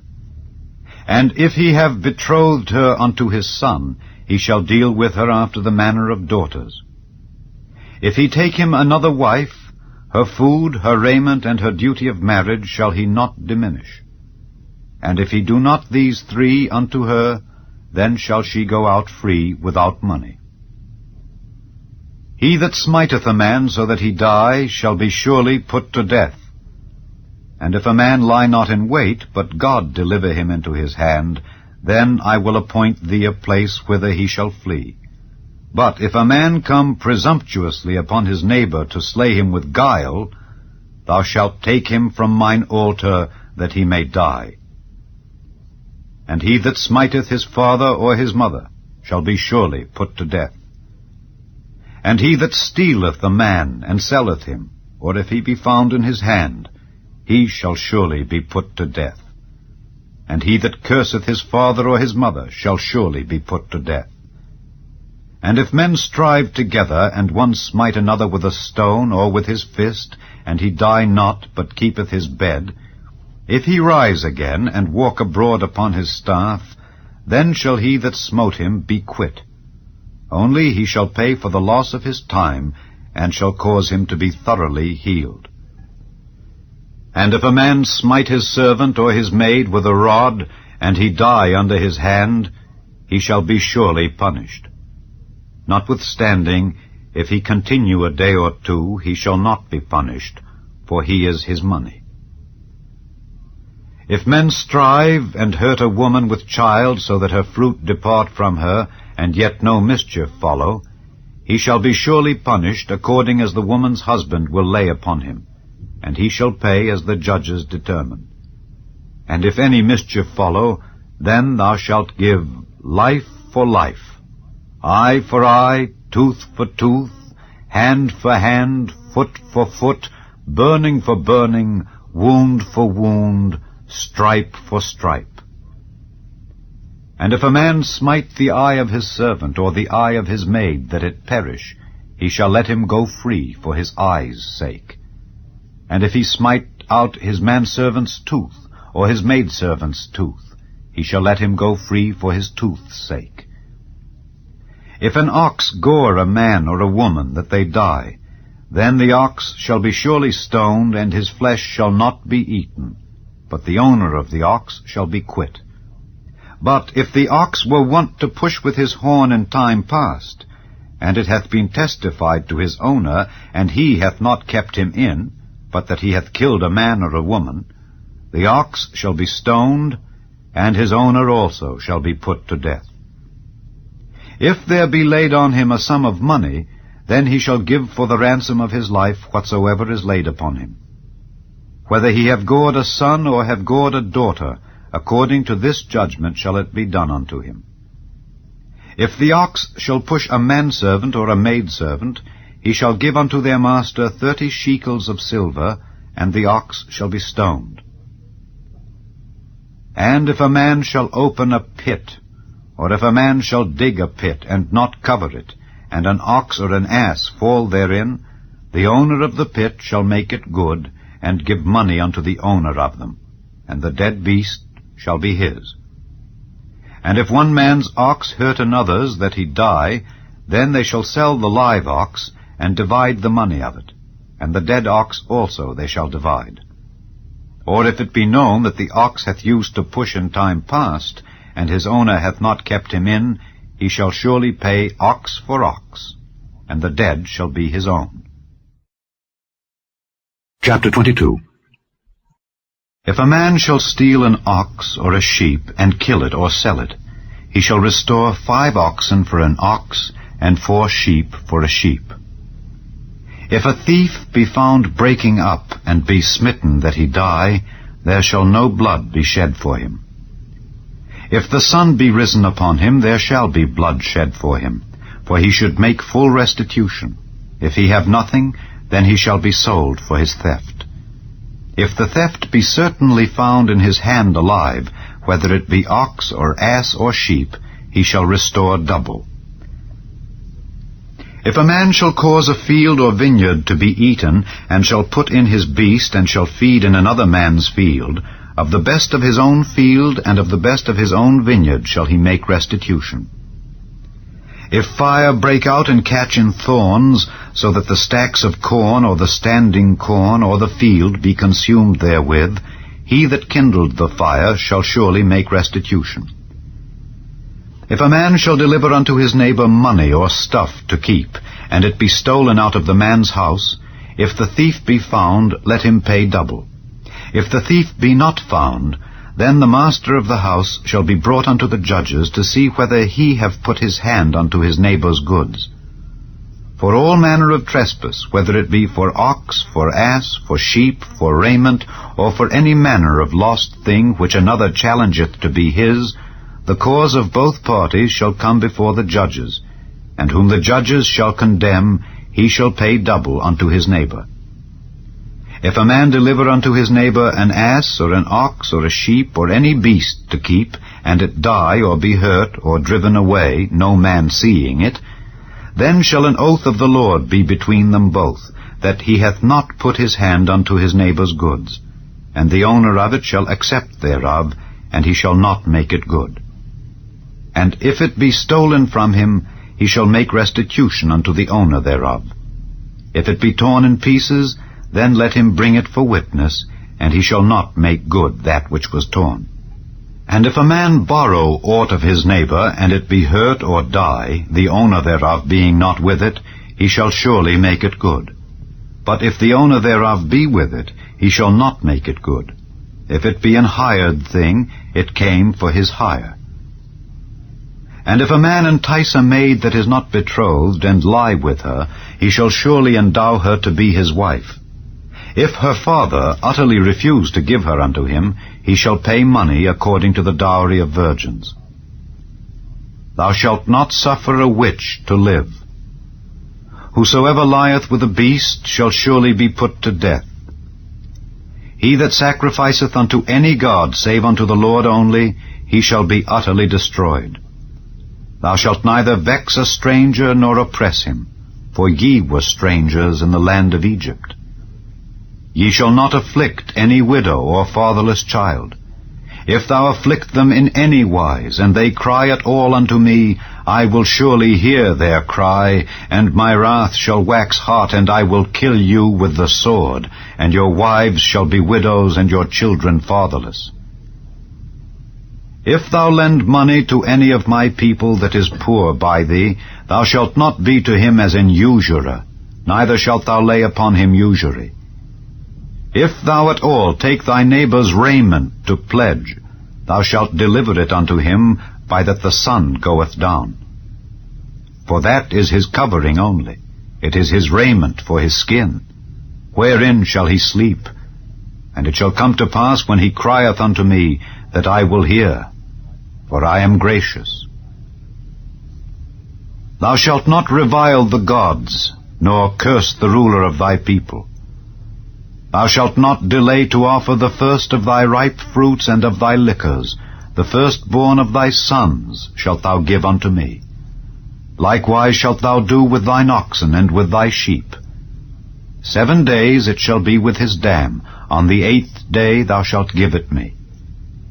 And ye shall be holy men unto me. Neither shall ye eat any flesh that is torn of beasts in the field. Ye shall cast it to the dogs. Chapter 23. Thou shalt not raise a false report. Put not thine hand with the wicked to be an unrighteous witness. Thou shalt not follow a multitude to do evil, neither shalt thou speak in a cause to decline after many to wrest judgment. Neither shalt thou countenance a poor man in his cause. If thou meet thine enemy's ox or his ass going astray, thou shalt surely bring it back to him again.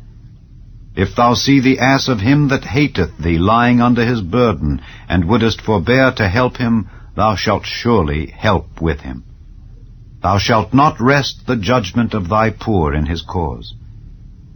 Keep thee far from a false matter, and the innocent and righteous slay thou not, for I will not justify the wicked. And thou shalt take no gift, for the gift blindeth the wise, and perverteth the words of the righteous. Also thou shalt not oppress a stranger, for ye know the heart of a stranger, seeing ye were strangers in the land of Egypt. And 6 years thou shalt sow thy land, and shalt gather in the fruits thereof. But the 7th year thou shalt let it rest and lie still, that the poor of thy people may eat, and what they leave the beasts of the field shall eat. In like manner thou shalt deal with thy vineyard and with thy olive yard. 6 days thou shalt do thy work, and on the 7th day thou shalt rest, that thine ox and thine ass may rest, and the son of thy handmaid and the stranger may be refreshed. And in all things that I have said unto you, be circumspect, and make no mention of the name of other gods, neither let it be heard out of thy mouth. 3 times thou shalt keep a feast unto me in the year. Thou shalt keep the feast of unleavened bread. Thou shalt eat unleavened bread 7 days, as I commanded thee, in the time appointed of the month Abib, for in it thou camest out from Egypt, and none shall appear before me empty. And the feast of harvest, the first fruits of thy labors which thou hast sown in the field, and the feast of ingathering, which is in the end of the year, when thou hast gathered in thy labors out of the field. 3 times in the year all thy males shall appear before the Lord God. Thou shalt not offer the blood of my sacrifice with leavened bread, neither shall the fat of my sacrifice remain until the morning. The first of the firstfruits of thy land thou shalt bring into the house of the Lord thy God. Thou shalt not see the kid in his mother's milk. Behold, I send an angel before thee to keep thee in the way, and to bring thee into the place which I have prepared. Beware of him, and obey his voice. Provoke him not, for he will not pardon your transgressions, for my name is in him. But if thou shalt indeed obey his voice, and do all that I speak, then I will be an enemy unto thine enemies, and an adversary unto thine adversaries. For mine angel shall go before thee, and bring thee in unto the Amorites, and the Hittites, and the Perizzites, and the Canaanites, and the Hivites, and the Jebusites, and I will cut them off. Thou shalt not bow down to their gods, nor serve them, nor do after their works, but thou shalt utterly overthrow them, and quite break down their images.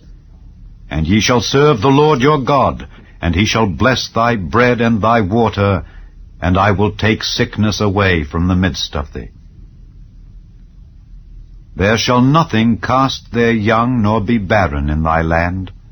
The number of thy days I will fulfill.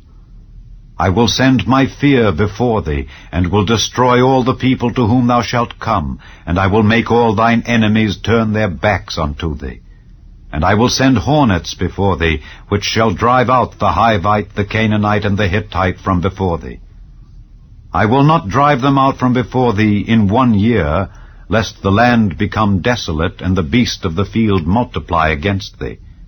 By little and little I will drive them out from before thee, until thou be increased, and inherit the land. And I will set thy bounds from the Red Sea even unto the sea of the Philistines, and from the desert unto the river. For I will deliver the inhabitants of the land into your hand, and thou shalt drive them out before thee. Thou shalt make no covenant with them, nor with their gods. They shall not dwell in thy land, lest they make thee sin against me. For if thou serve their gods, it will surely be a snare unto thee. Chapter 24. And he said unto Moses, Come up unto the Lord, thou and Aaron, Nadab, and Abihu, and 70 of the elders of Israel, and worship ye afar off. And Moses alone shall come near the Lord, but they shall not come nigh, neither shall the people go up with him. And Moses came and told the people all the words of the Lord, and all the judgments. And all the people answered with one voice, and said, All the words which the Lord hath said will we do. And Moses wrote all the words of the Lord, and rose up early in the morning, and builded an altar under the hill, and 12 pillars according to the 12 tribes of Israel. And he sent young men of the children of Israel, which offered burnt offerings, and sacrificed peace offerings of oxen unto the Lord. And Moses took half of the blood, and put it in basins, and half of the blood he sprinkled on the altar. And he took the book of the covenant, and read in the audience of the people. And they said, All that the Lord hath said will we do, and be obedient. And Moses took the blood, and sprinkled it on the people, and said, Behold the blood of the covenant which the Lord hath made with you concerning all these words. Then went up Moses and Aaron, Nadab and Abihu, and 70 of the elders of Israel, and they saw the God of Israel. And there was under his feet as it were a paved work of a sapphire stone, and as it were the body of heaven in his clearness. And upon the nobles of the children of Israel he laid not his hand. Also they saw God, and did eat and drink. And the Lord said unto Moses, Come up to me into the mount, and be there. And I will give thee tables of stone, and a law, and commandments which I have written, that thou mayest teach them. And Moses rose up, and his minister Joshua, and Moses went up into the mount of God. And he said unto the elders, Tarry ye here for us until we come again unto you. And behold, Aaron and Hur are with you. If any man have any matters to do, let him come unto them. And Moses went up into the mount, and a cloud covered the mount. And the glory of the Lord abode upon Mount Sinai, and the cloud covered it 6 days. And the 7th day he called unto Moses out of the midst of the cloud. And the sight of the glory of the Lord was like devouring fire on the top of the mount in the eyes of the children of Israel. And Moses went into the midst of the cloud, and gat him up into the mount, and Moses was in the mount 40 days and 40 nights.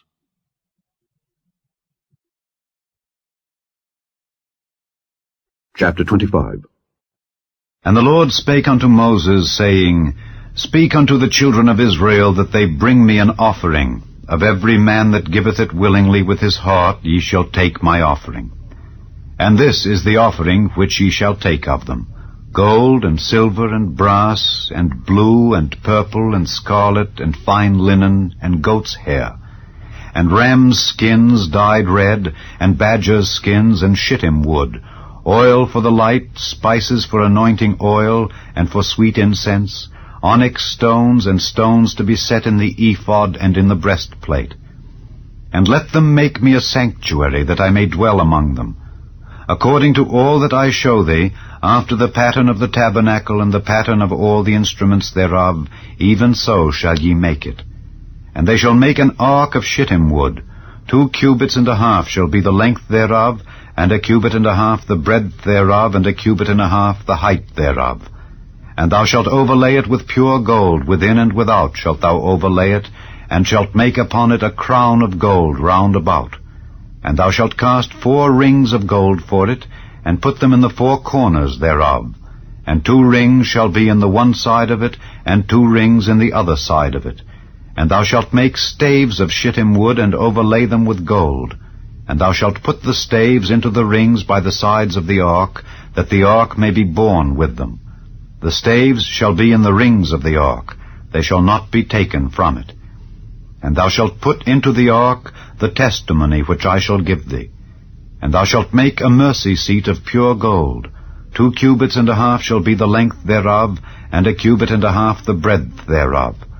And thou shalt make 2 cherubims of gold, of beaten work shalt thou make them, in the 2 ends of the mercy seat. And make 1 cherub on the one end, and the other cherub on the other end. Even of the mercy seat shall ye make the cherubims on the 2 ends thereof. And the cherubim shall stretch forth their wings on high, covering the mercy seat with their wings, and their faces shall look one to another. Toward the mercy seat shall the faces of the cherubims be. And thou shalt put the mercy seat above upon the ark, and in the ark thou shalt put the testimony that I shall give thee. And there I will meet with thee, and I will commune with thee from above the mercy seat, from between the 2 cherubims which are upon the ark of the testimony, of all things which I will give thee in commandment unto the children of Israel. Thou shalt also make a table of shittim wood. 2 cubits shall be the length thereof, and 1 cubit the breadth thereof, and 1 cubit and a half the height thereof. And thou shalt overlay it with pure gold, and make thereto a crown of gold round about. And thou shalt make unto it a border of an hand breadth round about, and thou shalt make a golden crown to the border thereof round about. And thou shalt make for it 4 rings of gold, and put the rings in the 4 corners that are on the 4 feet thereof. Over against the border shall the rings be for places of the staves to bear the table. And thou shalt make the staves of shittim wood, and overlay them with gold, that the table may be borne with them. And thou shalt make the dishes thereof, and spoons thereof, and covers thereof, and bowls thereof, to cover withal. Of pure gold shalt thou make them. And thou shalt set upon the table showbread before me alway. And thou shalt make a candlestick of pure gold. Of beaten work shall the candlestick be made. His shaft and his branches, his bowls, his knops, and his flowers shall be of the same. And 6 branches shall come out of the sides of it, 3 branches of the candlestick out of the one side, and 3 branches of the candlestick out of the other side. 3 bowls made like unto almonds, with a knop and a flower in one branch, and 3 bowls made like almonds in the other branch, with a knop and a flower. So in the 6 branches that come out of the candlestick. And in the candlestick shall be 4 bowls made like unto almonds, with their knops and their flowers. And there shall be a knop under 2 branches of the same, and a knop under 2 branches of the same, and a knop under 2 branches of the same, according to the 6 branches that proceed out of the candlestick. Their knops and their branches shall be of the same. All it shall be one beaten work of pure gold.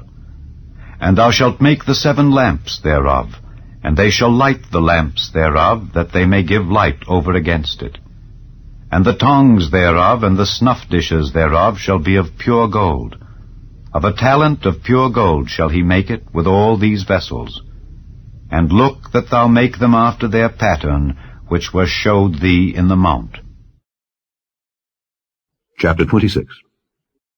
Moreover, thou shalt make the tabernacle with 10 curtains of fine twined linen, and blue, and purple, and scarlet. With cherubims of cunning work shalt thou make them. The length of 1 curtain shall be 28 cubits, and the breadth of 1 curtain 4 cubits, and every one of the curtains shall have 1 measure. The 5 curtains shall be coupled together one to another, and other 5 curtains shall be coupled one to another. And thou shalt make loops of blue upon the edge of the 1 curtain from the selvage in the coupling, and likewise shalt thou make in the uttermost edge of another curtain in the coupling of the 2nd. 50 loops shalt thou make in the 1 curtain, and 50 loops shalt thou make in the edge of the curtain that is in the coupling of the 2nd, that the loops may take hold one of another. And thou shalt make 50 taches of gold, and couple the curtains together with the taches, and it shall be one tabernacle. And thou shalt make curtains of goat's hair to be a covering upon the tabernacle. 11 curtains shalt thou make. The length of one curtain shall be 30 cubits, and the breadth of one curtain 4 cubits. And the 11 curtains shall be all of one measure. And thou shalt couple 5 curtains by themselves, and 6 curtains by themselves, and shalt double the 6th curtain in the forefront of the tabernacle. And thou shalt make 50 loops on the edge of the one curtain that is outmost in the coupling, and 50 loops in the edge of the curtain which coupleth the second. And thou shalt make 50 taches of brass, and put the taches into the loops, and couple the tent together, that it may be one. And the remnant that remaineth of the curtains of the tent, the half curtain that remaineth, shall hang over the back side of the tabernacle. And a cubit on the one side, and a cubit on the other side of that which remaineth in the length of the curtains of the tent, it shall hang over the sides of the tabernacle on this side and on that side, to cover it. And thou shalt make a covering for the tent of rams' skins dyed red, and a covering above of badgers' skins. And thou shalt make boards for the tabernacle of shittim wood standing up. 10 cubits shall be the length of a board, and a cubit and a half shall be the breadth of one board. 2 tenons shall there be in one board, set in order one against another. Thus shalt thou make for all the boards of the tabernacle. And thou shalt make the boards for the tabernacle 20 boards on the south side southward. And thou shalt make 40 sockets of silver under the 20 boards, 2 sockets under one board for his 2 tenons, and 2 sockets under another board for his 2 tenons. And for the second side of the tabernacle on the north side there shall be 20 boards. And there 40 sockets of silver, 2 sockets under one board, and 2 sockets under another board. And for the sides of the tabernacle westward thou shalt make 6 boards. And 2 boards shalt thou make for the corners of the tabernacle in the 2 sides. And they shall be coupled together beneath, and they shall be coupled together above the head of it unto one ring. Thus shall it be for them both. They shall be for the 2 corners. And they shall be 8 boards, and their sockets of silver, 16 sockets, 2 sockets under one board, and 2 sockets under another board. And thou shalt make bars of shittim wood, 5 for the boards of the one side of the tabernacle, and 5 bars for the boards of the other side of the tabernacle, and 5 bars for the boards of the side of the tabernacle, for the 2 sides westward. And the middle bar in the midst of the boards shall reach from end to end. And thou shalt overlay the boards with gold, and make their rings of gold for places for the bars. And thou shalt overlay the bars with gold. And thou shalt rear up the tabernacle according to the fashion thereof which was showed thee in the mount. And thou shalt make a veil of blue and purple and scarlet and fine twined linen of cunning work. With cherubims shall it be made. And thou shalt hang it upon 4 pillars of shittim wood overlaid with gold. Their hooks shall be of gold upon the 4 sockets of silver. And thou shalt hang up the veil under the taches, that thou mayest bring in thither within the veil the ark of the testimony. And the veil shall divide unto you between the holy place and the most holy. And thou shalt put the mercy seat upon the ark of the testimony in the most holy place. And thou shalt set the table without the veil, and the candlestick over against the table on the side of the tabernacle toward the south. And thou shalt put the table on the north side.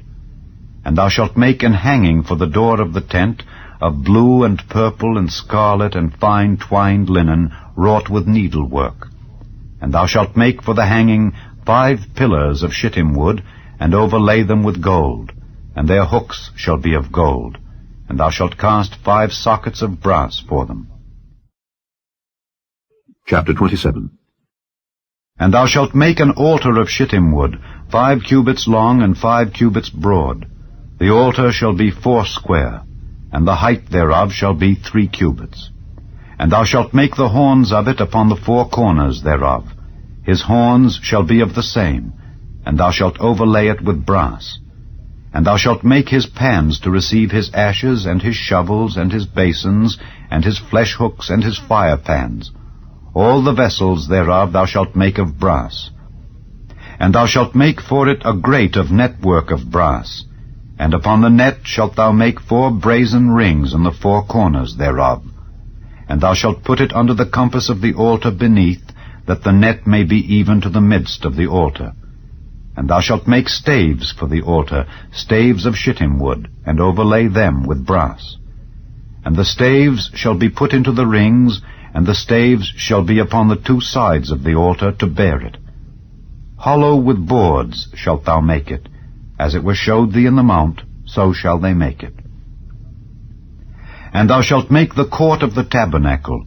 For the south side southward there shall be hangings for the court of fine twined linen of 100 cubits long for one side.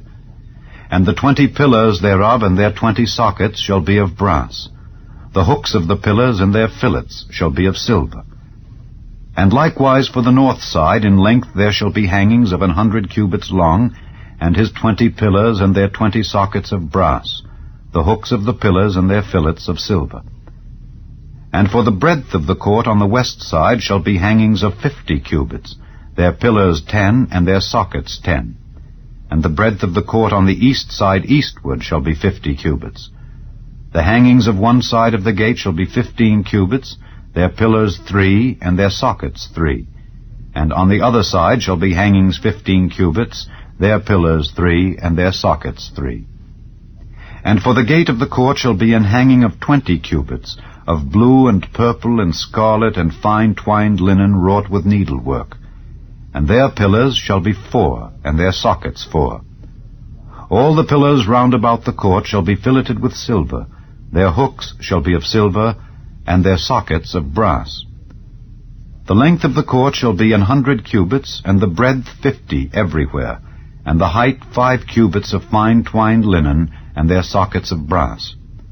All the vessels of the tabernacle and all the service thereof, and all the pins thereof, and all the pins of the court shall be of brass. And thou shalt command the children of Israel that they bring thee pure oil olive beaten for the light, to cause the lamp to burn always. In the tabernacle of the congregation without the veil, which is before the testimony, Aaron and his sons shall order it from evening to morning before the Lord. It shall be a statute forever unto their generations on the behalf of the children of Israel. Chapter 28. And take thou unto thee Aaron thy brother and his sons with him from among the children of Israel, that he may minister unto me in the priest's office, even Aaron, Nadab and Abihu, Eleazar and Ithamar, Aaron's sons. And thou shalt make holy garments for Aaron thy brother, for glory and for beauty. And thou shalt speak unto all that are wise-hearted, whom I have filled with the spirit of wisdom, that they may make Aaron's garments to consecrate him, that he may minister unto me in the priest's office. And these are the garments which they shall make: a breastplate, and an ephod, and a robe, and a broidered coat, a mitre, and a girdle. And they shall make holy garments for Aaron thy brother and his sons, that he may minister unto me in the priest's office. And they shall take gold, and blue, and purple, and scarlet, and fine linen. And they shall make the ephod of gold, of blue, and of purple, of scarlet, and fine twined linen with cunning work. It shall have the 2 shoulder pieces thereof joined at the 2 edges thereof, and so it shall be joined together. And the curious girdle of the ephod which is upon it shall be of the same, according to the work thereof, even of gold, of blue, and purple, and scarlet, and fine twined linen. And thou shalt take 2 onyx stones, and grave on them the names of the children of Israel, 6 of their names on one stone, and the other 6 names of the rest on the other stone, according to their birth. With the work of an engraver in stone, like the engravings of a signet, shalt thou engrave the 2 stones with the names of the children of Israel. Thou shalt make them to be set in ouches of gold. And thou shalt put the 2 stones upon the shoulders of the ephod for stones of memorial unto the children of Israel. And Aaron shall bear their names before the Lord upon his 2 shoulders for a memorial. And thou shalt make ouches of gold, and 2 chains of pure gold at the ends. Of wreathen work shalt thou make them, and fasten the wreathen chains to the ouches. And thou shalt make the breastplate of judgment with cunning work. After the work of the ephod thou shalt make it. Of gold, of blue, and of purple, and of scarlet, and of fine twined linen shalt thou make it. 4 it shall be, being doubled. A span shall be the length thereof, and a span shall be the breadth thereof. And thou shalt set in it settings of stones, even 4 rows of stones. The first row shall be a sardius, a topaz, and a carbuncle. This shall be the first row. And the second row shall be an emerald, a sapphire, and a diamond. And the third row a ligure, an agate, and an amethyst. And the fourth row a beryl, and an onyx, and a jasper. They shall be set in gold in their enclosings. And the stones shall be with the names of the children of Israel, 12 according to their names, like the engravings of a signet. Every one with his name shall they be, according to the 12 tribes. And thou shalt make upon the breastplate chains at the ends of wreathen work of pure gold. And thou shalt make upon the breastplate 2 rings of gold, and shalt put the 2 rings on the 2 ends of the breastplate. And thou shalt put the 2 wreathen chains of gold in the 2 rings which are on the ends of the breastplate. And the other 2 ends of the 2 wreathen chains thou shalt fasten in the 2 ouches, and put them on the shoulder pieces of the ephod before it. And thou shalt make 2 rings of gold, and thou shalt put them upon the 2 ends of the breastplate in the border thereof, which is in the side of the ephod inward. And 2 other rings of gold thou shalt make, and shalt put them on the 2 sides of the ephod underneath, toward the forepart thereof, over against the other coupling thereof, above the curious girdle of the ephod. And they shall bind the breastplate by the rings thereof unto the rings of the ephod with a lace of blue, that it may be above the curious girdle of the ephod, and that the breastplate be not loosed from the ephod. And Aaron shall bear the names of the children of Israel in the breastplate of judgment upon his heart, when he goeth in unto the holy place, for a memorial before the Lord continually. And thou shalt put in the breastplate of judgment the Urim and the Thummim, and they shall be upon Aaron's heart when he goeth in before the Lord. And Aaron shall bear the judgment of the children of Israel upon his heart before the Lord continually. And thou shalt make the robe of the ephod all of blue, and there shall be an hole in the top of it in the midst thereof. It shall have a binding of woven work round about the whole of it, as it were the hole of an habergeon, that it be not rent. And beneath upon the hem of it thou shalt make pomegranates of blue, and of purple, and of scarlet round about the hem thereof, and bells of gold between them round about, a golden bell and a pomegranate, a golden bell and a pomegranate upon the hem of the robe round about. And it shall be upon Aaron to minister, and his sound shall be heard when he goeth in unto the holy place before the Lord, and when he cometh out, that he die not. And thou shalt make a plate of pure gold, and grave upon it, like the engravings of a signet, Holiness to the Lord. And thou shalt put it on a blue lace, that it may be upon the mitre, upon the forefront of the mitre it shall be. And it shall be upon Aaron's forehead, that Aaron may bear the iniquity of the holy things which the children of Israel shall hallow in all their holy gifts. And it shall be always upon his forehead, that they may be accepted before the Lord. And thou shalt embroider the coat of fine linen, and thou shalt make the mitre of fine linen, and thou shalt make the girdle of needlework. And for Aaron's sons thou shalt make coats, and thou shalt make for them girdles, and bonnets shalt thou make for them, for glory and for beauty. And thou shalt put them upon Aaron thy brother, and his sons with him, and shalt anoint them, and consecrate them, and sanctify them, that they may minister unto me in the priest's office. And thou shalt make them linen breeches to cover their nakedness. From the loins even unto the thighs they shall reach. And they shall be upon Aaron and upon his sons, when they come in unto the tabernacle of the congregation, or when they come near unto the altar to minister in the holy place, that they bear not iniquity and die. It shall be a statute forever unto him and his seed after him. Chapter 29. And this is the thing that thou shalt do unto them to hallow them, to minister unto me in the priest's office. Take 1 young bullock, and 2 rams without blemish, and unleavened bread, and cakes unleavened tempered with oil, and wafers unleavened anointed with oil. Of wheaten flour shalt thou make them. And thou shalt put them into 1 basket, and bring them in the basket with the bullock and the 2 rams. And Aaron and his sons thou shalt bring unto the door of the tabernacle of the congregation, and shalt wash them with water. And thou shalt take the garments, and put upon Aaron the coat, and the robe of the ephod, and the ephod, and the breastplate, and gird him with the curious girdle of the ephod. And thou shalt put the mitre upon his head, and put the holy crown upon the mitre. Then shalt thou take the anointing oil, and pour it upon his head, and anoint him. And thou shalt bring his sons, and put coats upon them.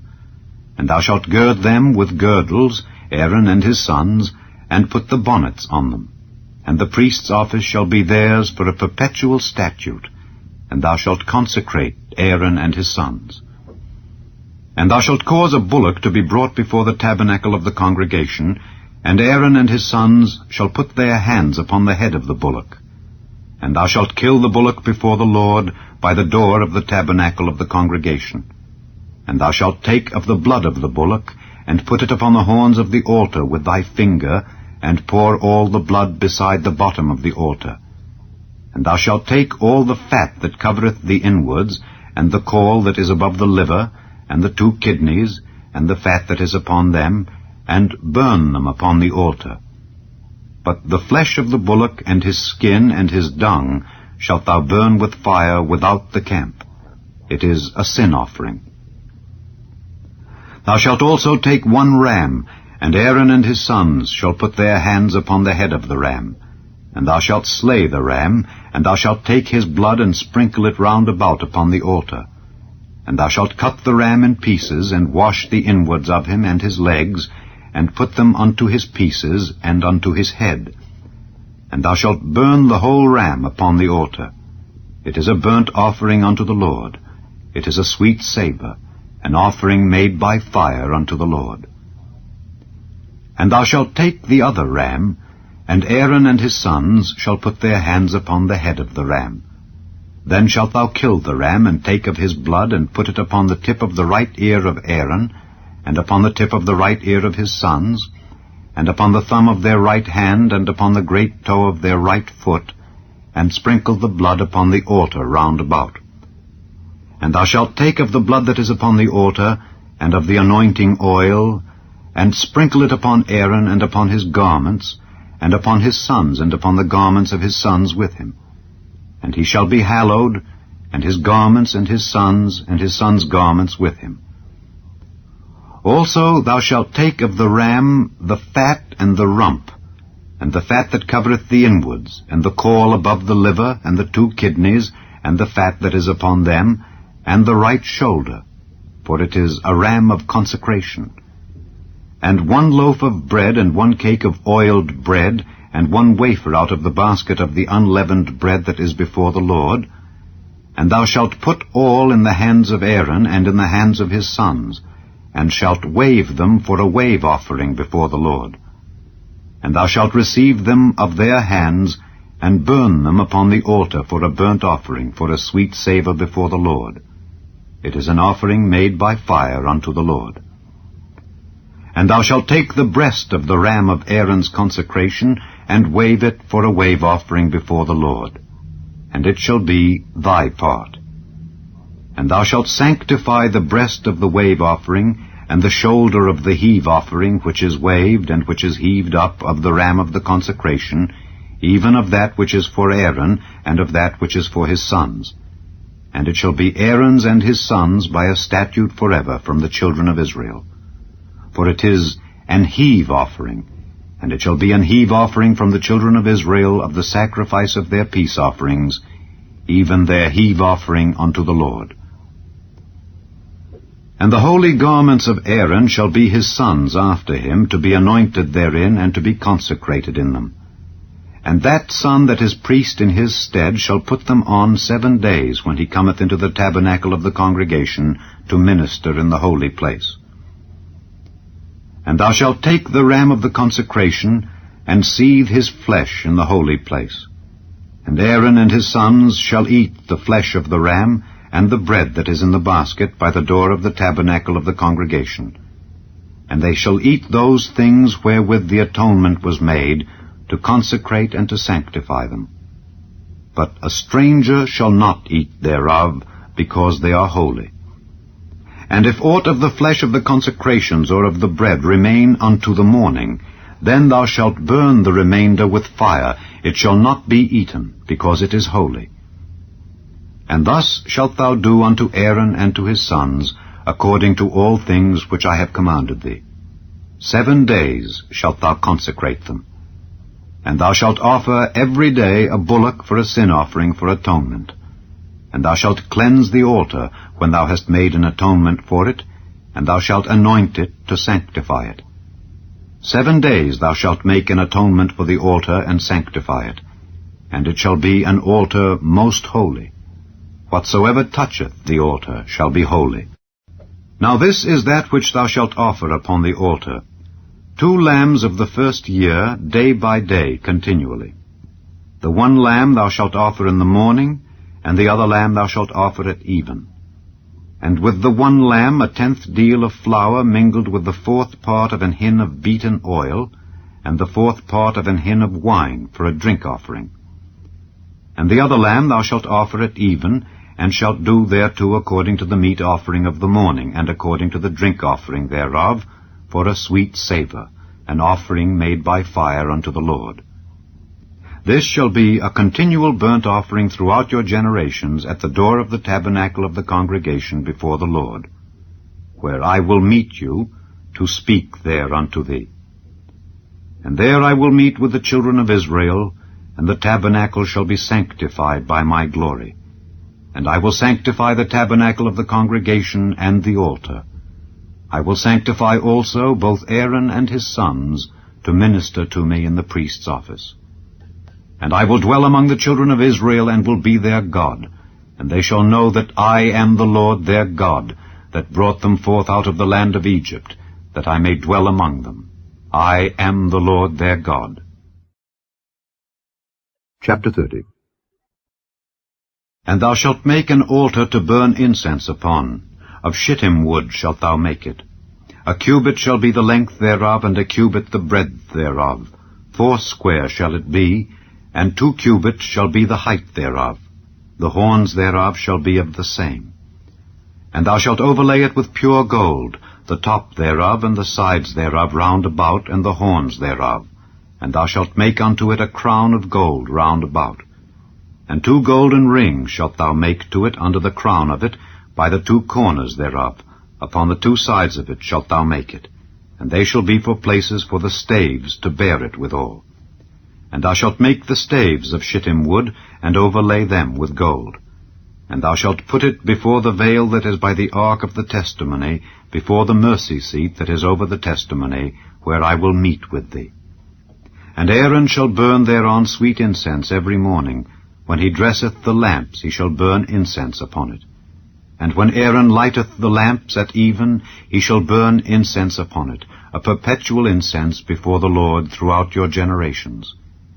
Ye shall offer no strange incense thereon, nor burnt sacrifice, nor meat offering, neither shall ye pour drink offering thereon. And Aaron shall make an atonement upon the horns of it once in a year with the blood of the sin offering of atonements. Once in the year shall he make atonement upon it throughout your generations. It is most holy unto the Lord.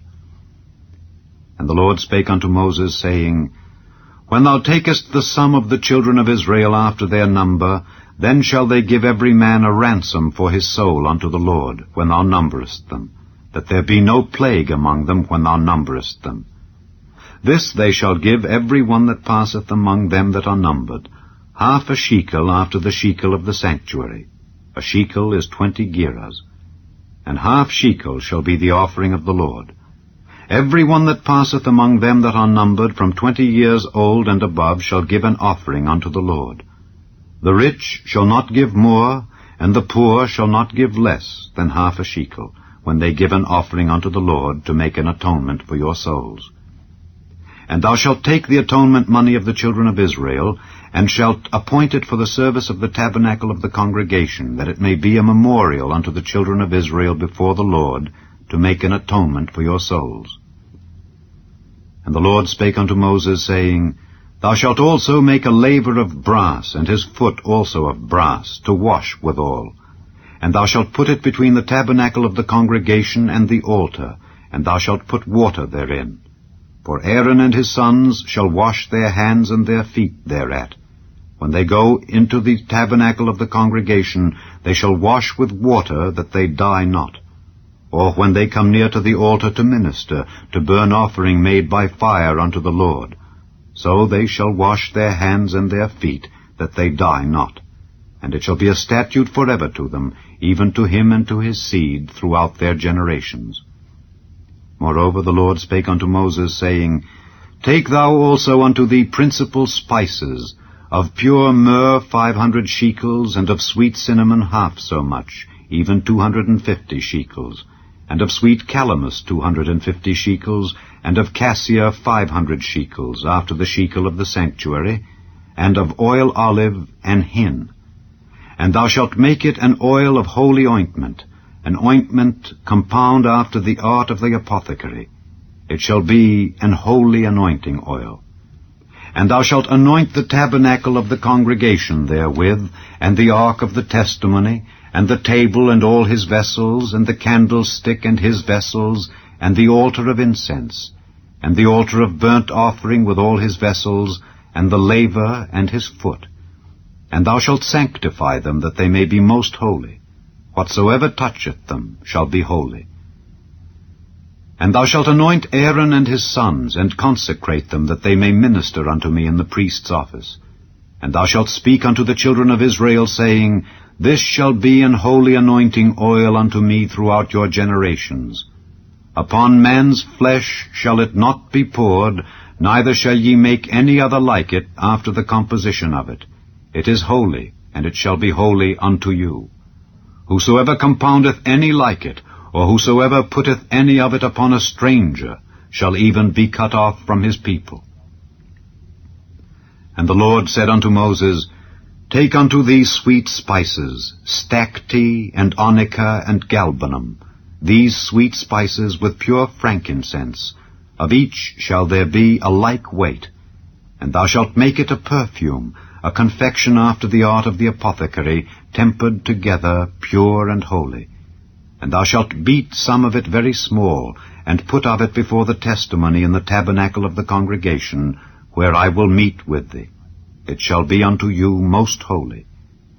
And as for the perfume which thou shalt make, ye shall not make to yourselves according to the composition thereof. It shall be unto thee holy for the Lord. Whosoever shall make like unto that, to smell thereto, shall even be cut off from his people. Chapter 31. And the Lord spake unto Moses, saying, See, I have called by name Bezaleel the son of Uri, the son of Hur, of the tribe of Judah.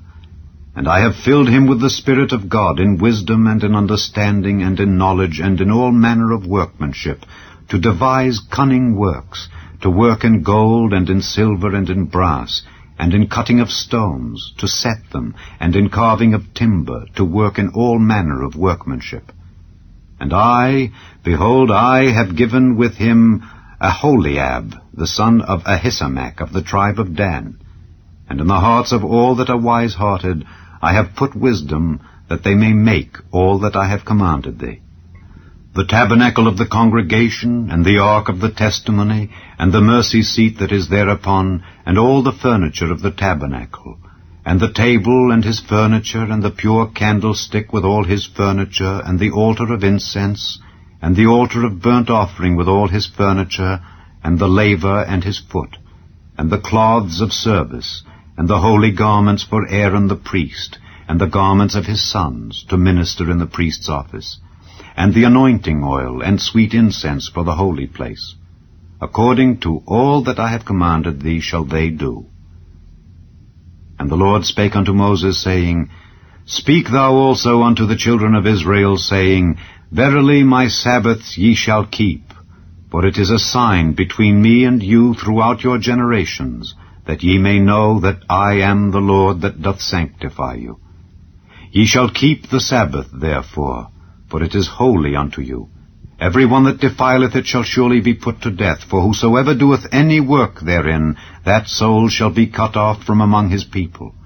6 days may work be done, but in the 7th is the Sabbath of rest, holy to the Lord. Whosoever doeth any work in the Sabbath day, he shall surely be put to death.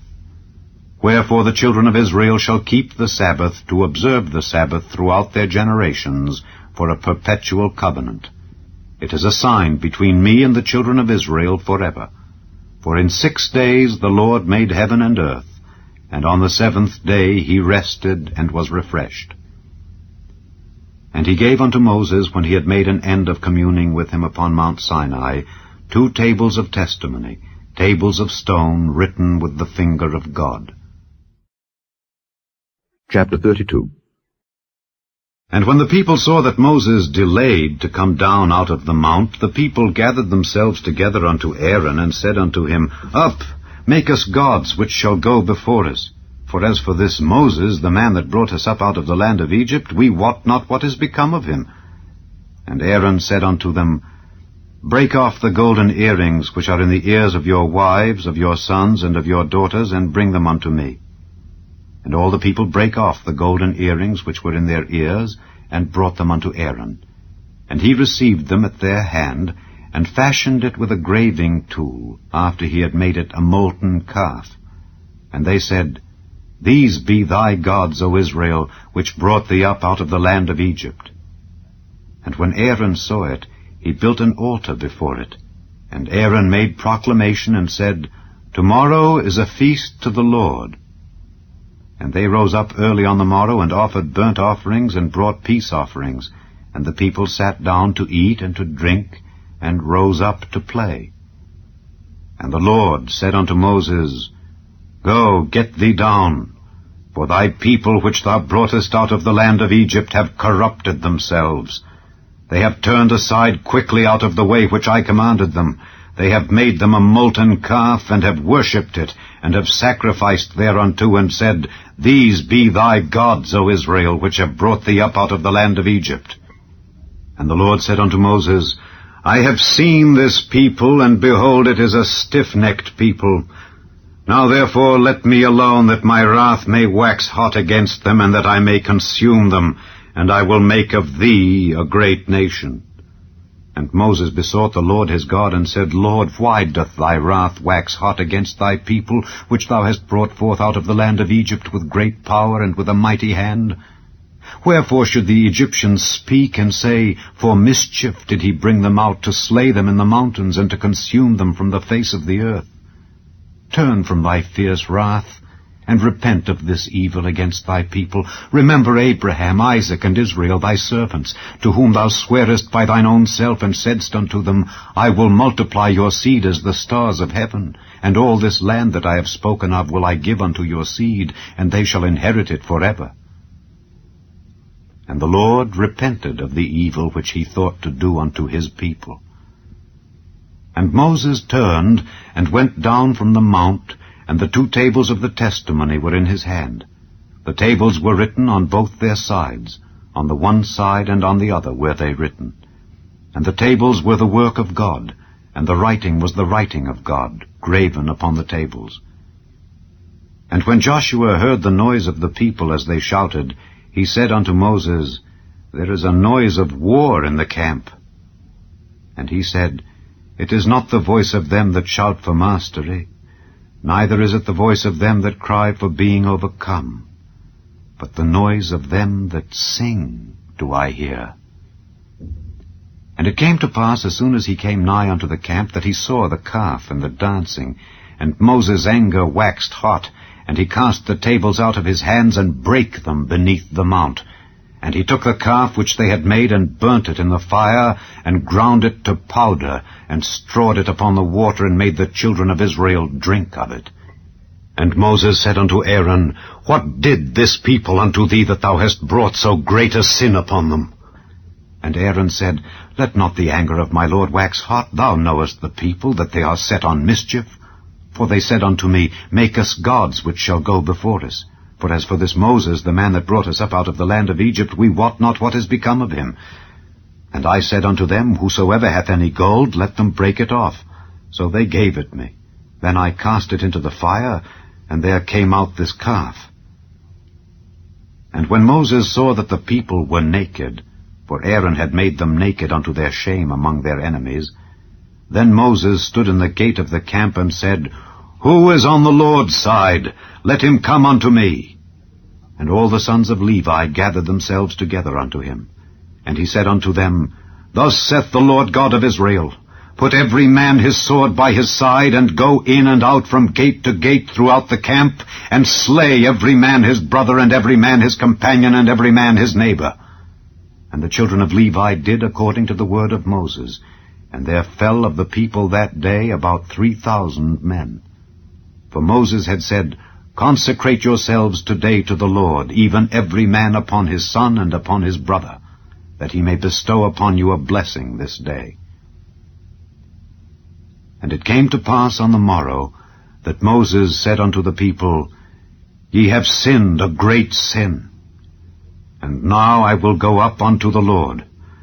Peradventure I shall make an atonement for your sin.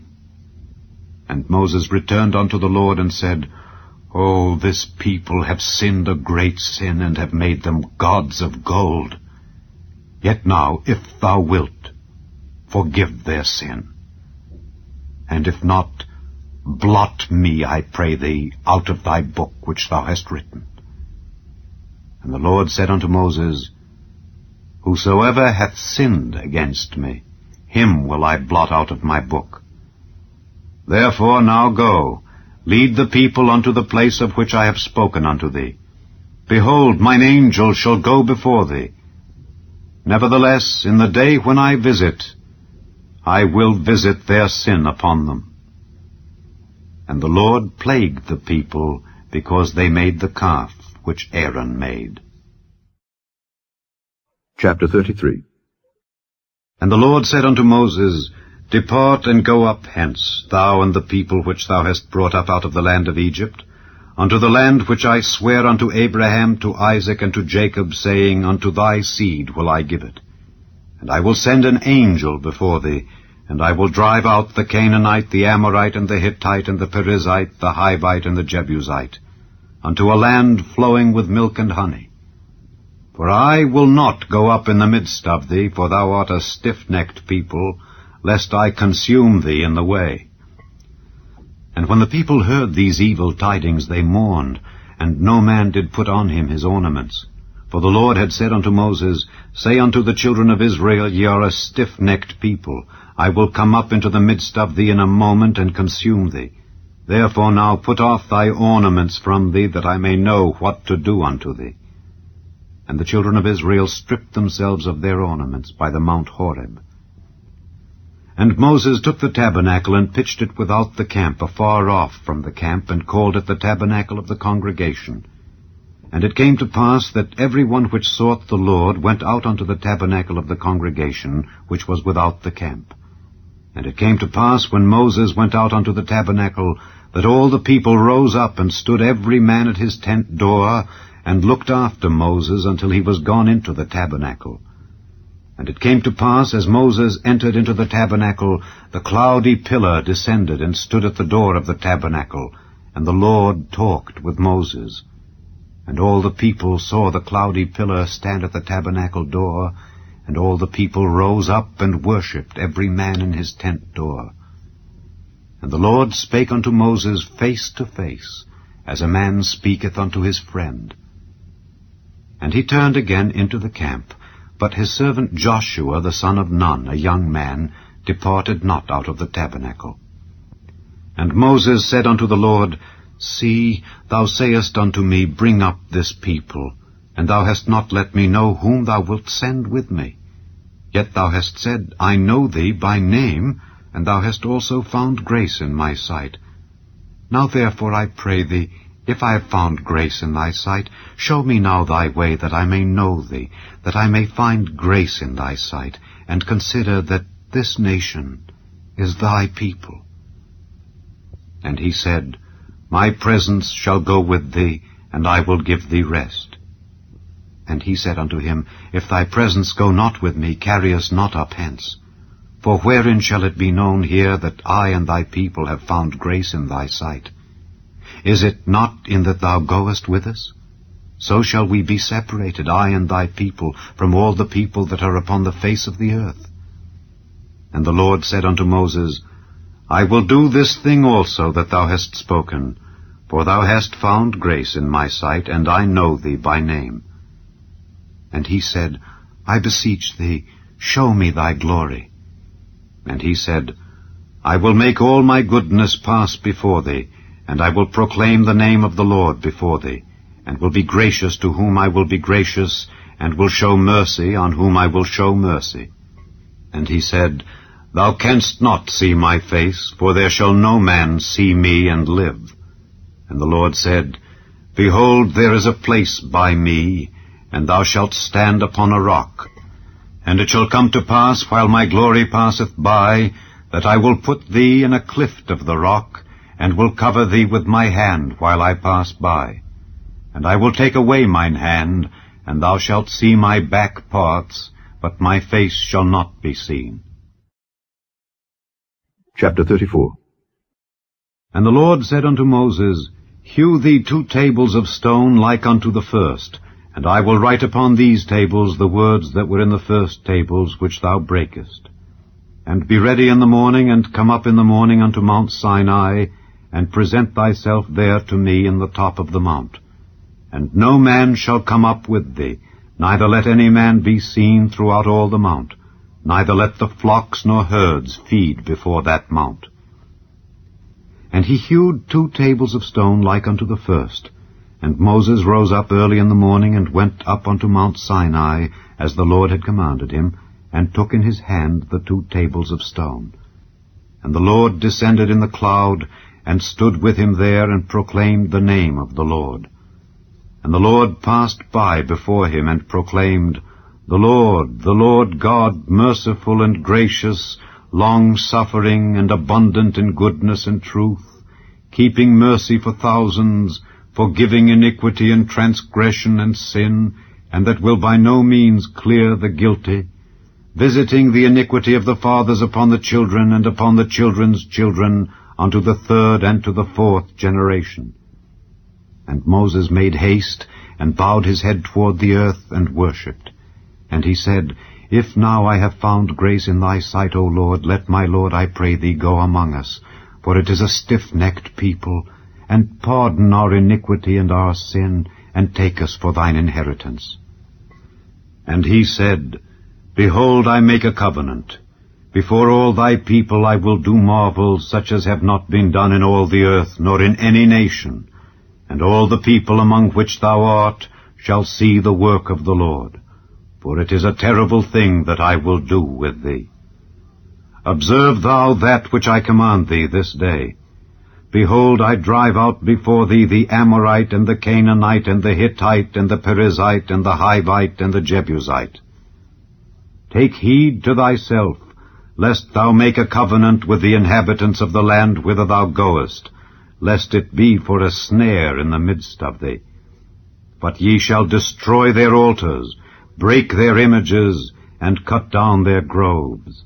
For thou shalt worship no other God, for the Lord, whose name is jealous, is a jealous God. Lest thou make a covenant with the inhabitants of the land, and they go a-whoring after their gods, and do sacrifice unto their gods, and one call thee, and thou eat of his sacrifice, and thou take of their daughters unto thy sons, and their daughters go a-whoring after their gods, and make thy sons go a-whoring after their gods. Thou shalt make thee no molten gods. The feast of unleavened bread shalt thou keep. 7 days thou shalt eat unleavened bread, as I commanded thee, in the time of the month Abib, for in the month Abib thou camest out from Egypt. All that openeth the matrix is mine, and every firstling among thy cattle, whether ox or sheep, that is male. But the firstling of an ass thou shalt redeem with a lamb, and if thou redeem him not, then shalt thou break his neck. All the firstborn of thy sons thou shalt redeem, and none shall appear before me empty. 6 days thou shalt work, but on the 7th day thou shalt rest. In earing time and in harvest thou shalt rest. And thou shalt observe the feast of weeks, of the first fruits of wheat harvest, and the feast of ingathering at the year's end. Thrice in the year shall all your men-children appear before the Lord God, the God of Israel. For I will cast out the nations before thee, and enlarge thy borders. Neither shall any man desire thy land, when thou shalt go up to appear before the Lord thy God thrice in the year. Thou shalt not offer the blood of my sacrifice with leaven, neither shall the sacrifice of the feast of the Passover be left unto the morning. The first of the firstfruits of thy land thou shalt bring unto the house of the Lord thy God. Thou shalt not see the kid in his mother's milk. And the Lord said unto Moses, Write thou these words, for after the tenor of these words I have made a covenant with thee and with Israel. And he was there with the Lord 40 days and 40 nights. He did neither eat bread nor drink water, and he wrote upon the tables the words of the covenant, the 10 commandments.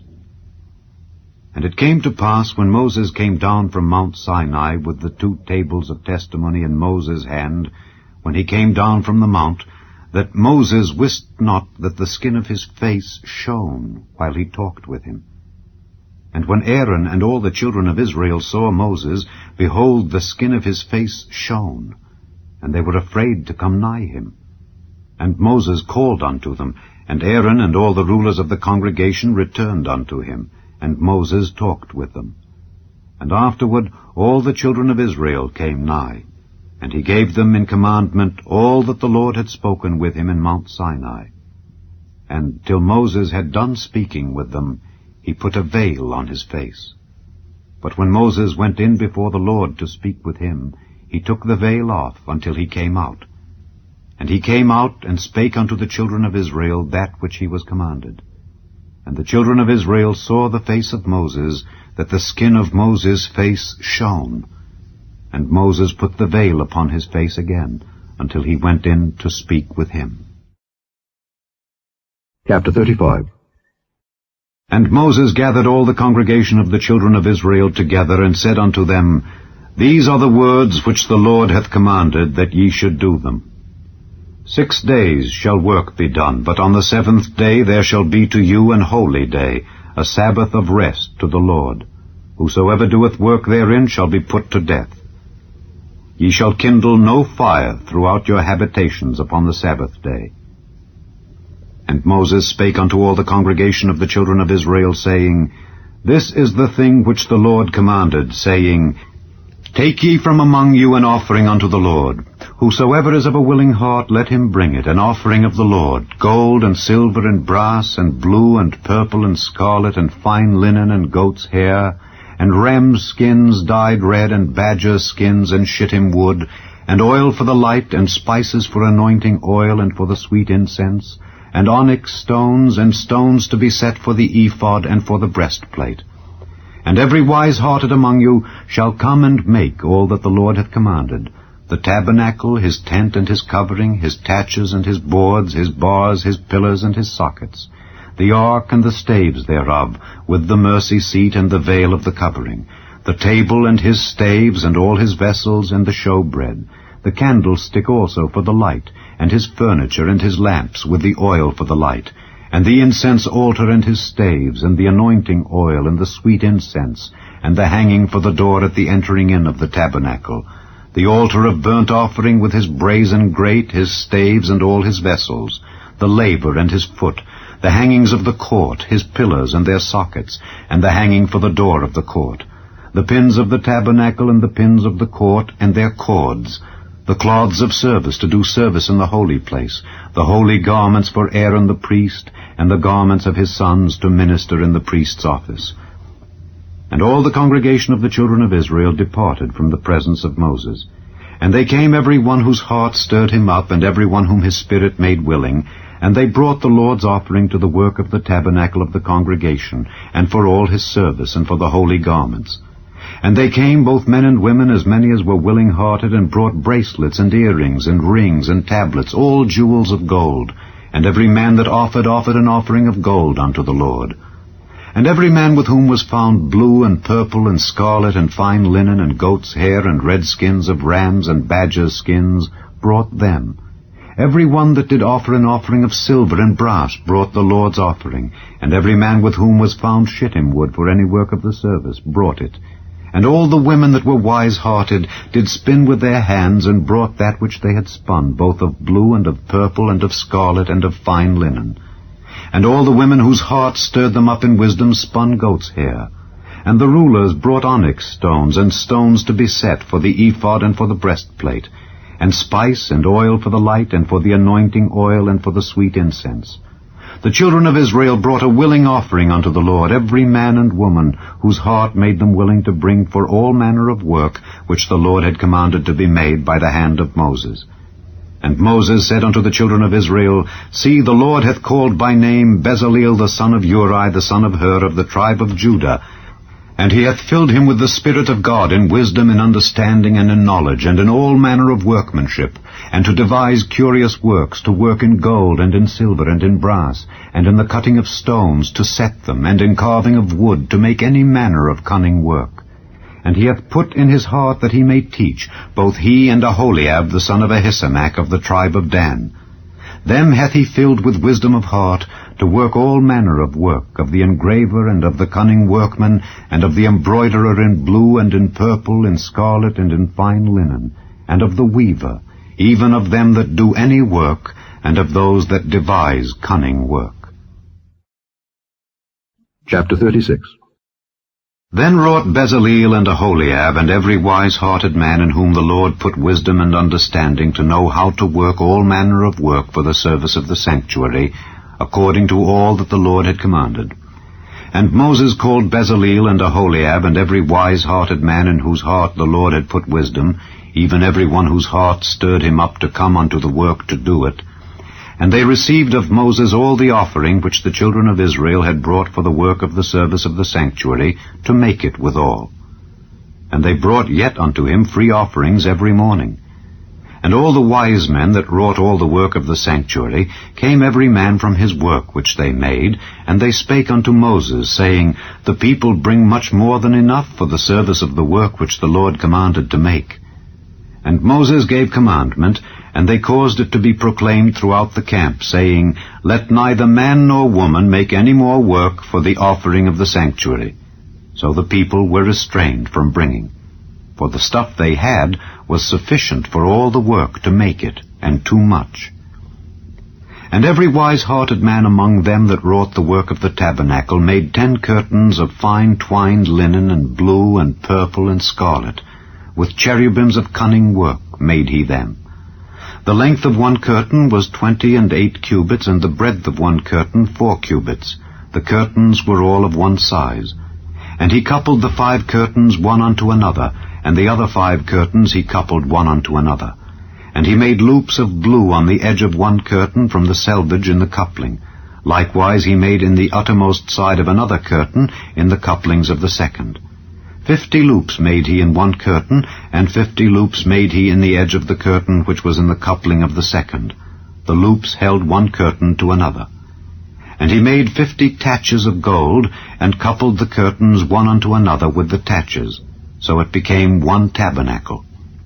And he made curtains of goat's hair for the tent over the tabernacle. 11 curtains he made them. The length of one curtain was 30 cubits, and 4 cubits was the breadth of one curtain. The 11 curtains were of one size. And he coupled 5 curtains by themselves, and 6 curtains by themselves. And he made 50 loops upon the uttermost edge of the curtain in the coupling, and 50 loops made he upon the edge of the curtain which coupleth the second. And he made 50 taches of brass to couple the tent together, that it might be one. And he made a covering for the tent of rams' skins dyed red, and a covering of badgers' skins above that. And he made boards for the tabernacle of shittim wood standing up. The length of a board was 10 cubits, and the breadth of a board 1 cubit and a half. One board had 2 tenons, equally distant one from another. Thus did he make for all the boards of the tabernacle. And he made boards for the tabernacle, 20 boards for the south side southward, and 40 sockets of silver he made under the 20 boards, 2 sockets under one board for his 2 tenons, and 2 sockets under another board for his 2 tenons. And for the other side of the tabernacle, which is toward the north corner, he made 20 boards, and there 40 sockets of silver, 2 sockets under one board, and 2 sockets under another board. And for the sides of the tabernacle westward he made 6 boards, and 2 boards made he for the corners of the tabernacle in the 2 sides. And they were coupled beneath, and coupled together at the head thereof to 1 ring. Thus he did to both of them in both the corners. And there were 8 boards, and their sockets were 16 sockets of silver, under every board 2 sockets. And he made bars of shittim wood, 5 for the boards of the one side of the tabernacle, and 5 bars for the boards of the other side of the tabernacle, and 5 bars for the boards of the tabernacle for the sides westward. And he made the middle bar to shoot through the boards from the one end to the other. And he overlaid the boards with gold, and made their rings of gold to be places for the bars, and overlaid the bars with gold. And he made a veil of blue and purple and scarlet and fine twined linen. With cherubims made he it of cunning work. And he made thereunto 4 pillars of shittim wood, and overlaid them with gold. Their hooks were of gold, and he cast for them 4 sockets of silver. And he made an hanging for the tabernacle door of blue and purple and scarlet and fine twined linen, of needlework, and the 5 pillars of it with their hooks.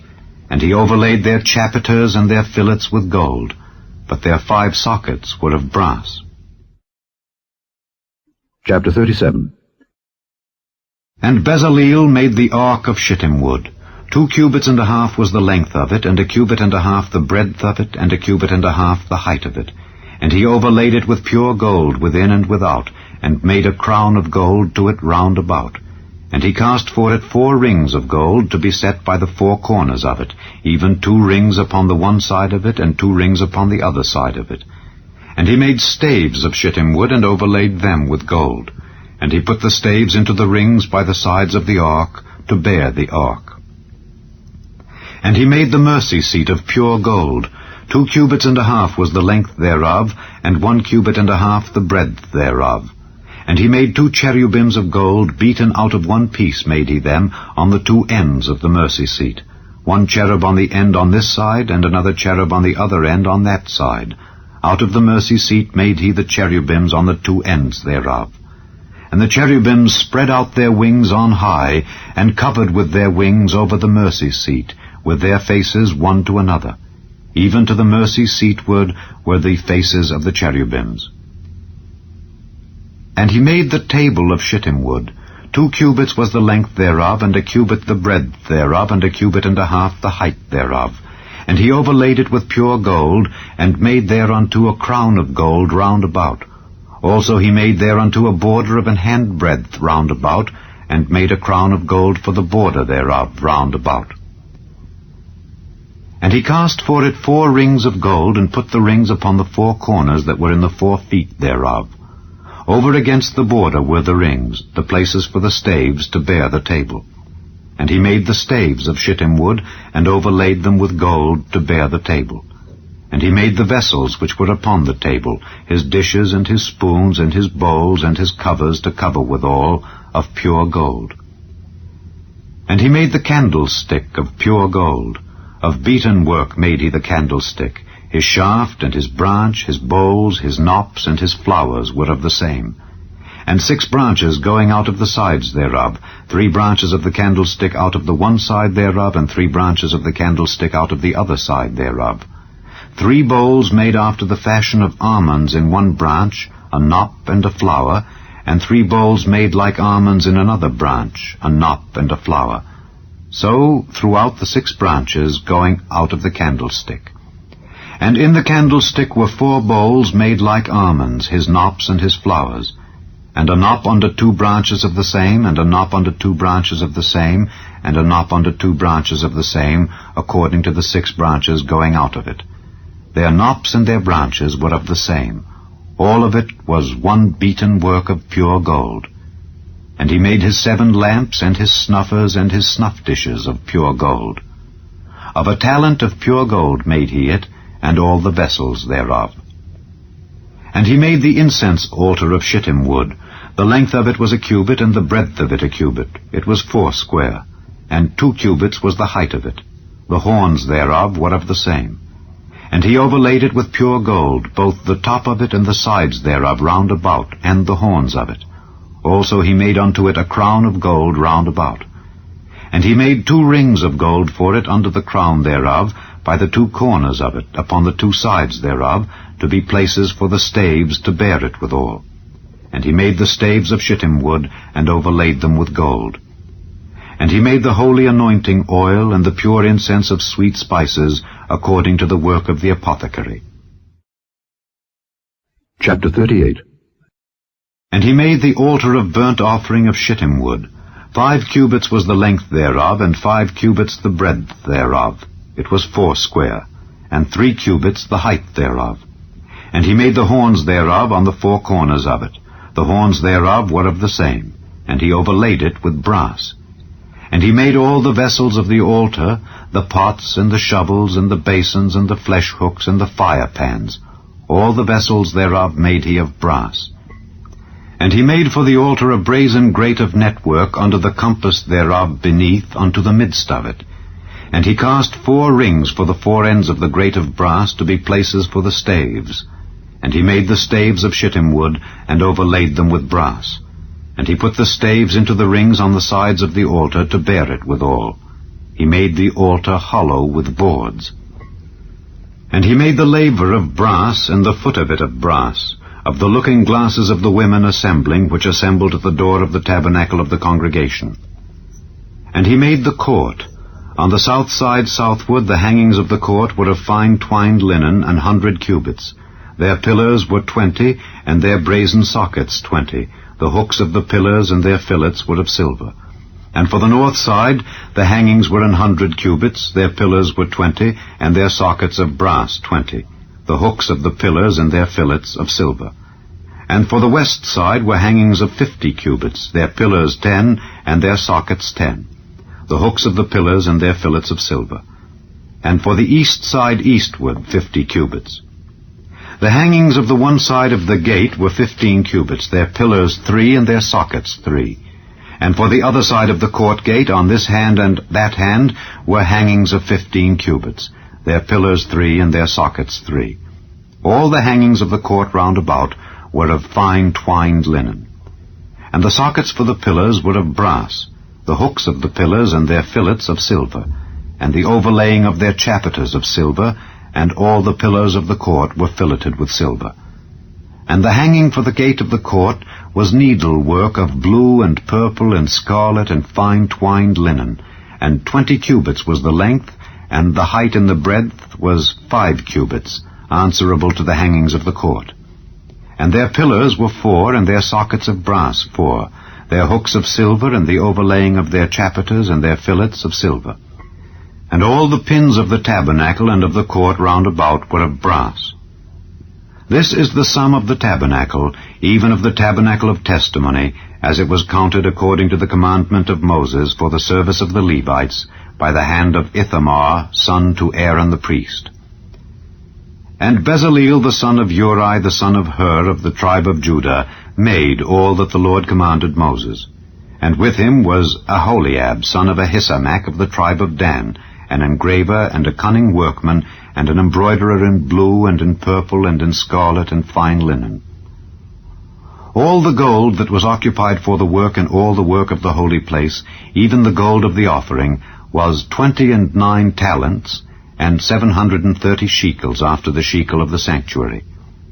And the silver of them that were numbered of the congregation was 100 talents, and 1,760 shekels after the shekel of the sanctuary. A beka for every man, that is, half a shekel after the shekel of the sanctuary. For every one that went to be numbered from 20 years old and upward, for 600,000 and 3,550 men. And of the 100 talents of silver were cast the sockets of the sanctuary and the sockets of the veil, 100 sockets of the 100 talents, a talent for a socket. And of the 1,775 shekels he made hooks for the pillars, and overlaid their chapiters, and filleted them. And the brass of the offering was 70 talents, and 2,400 shekels.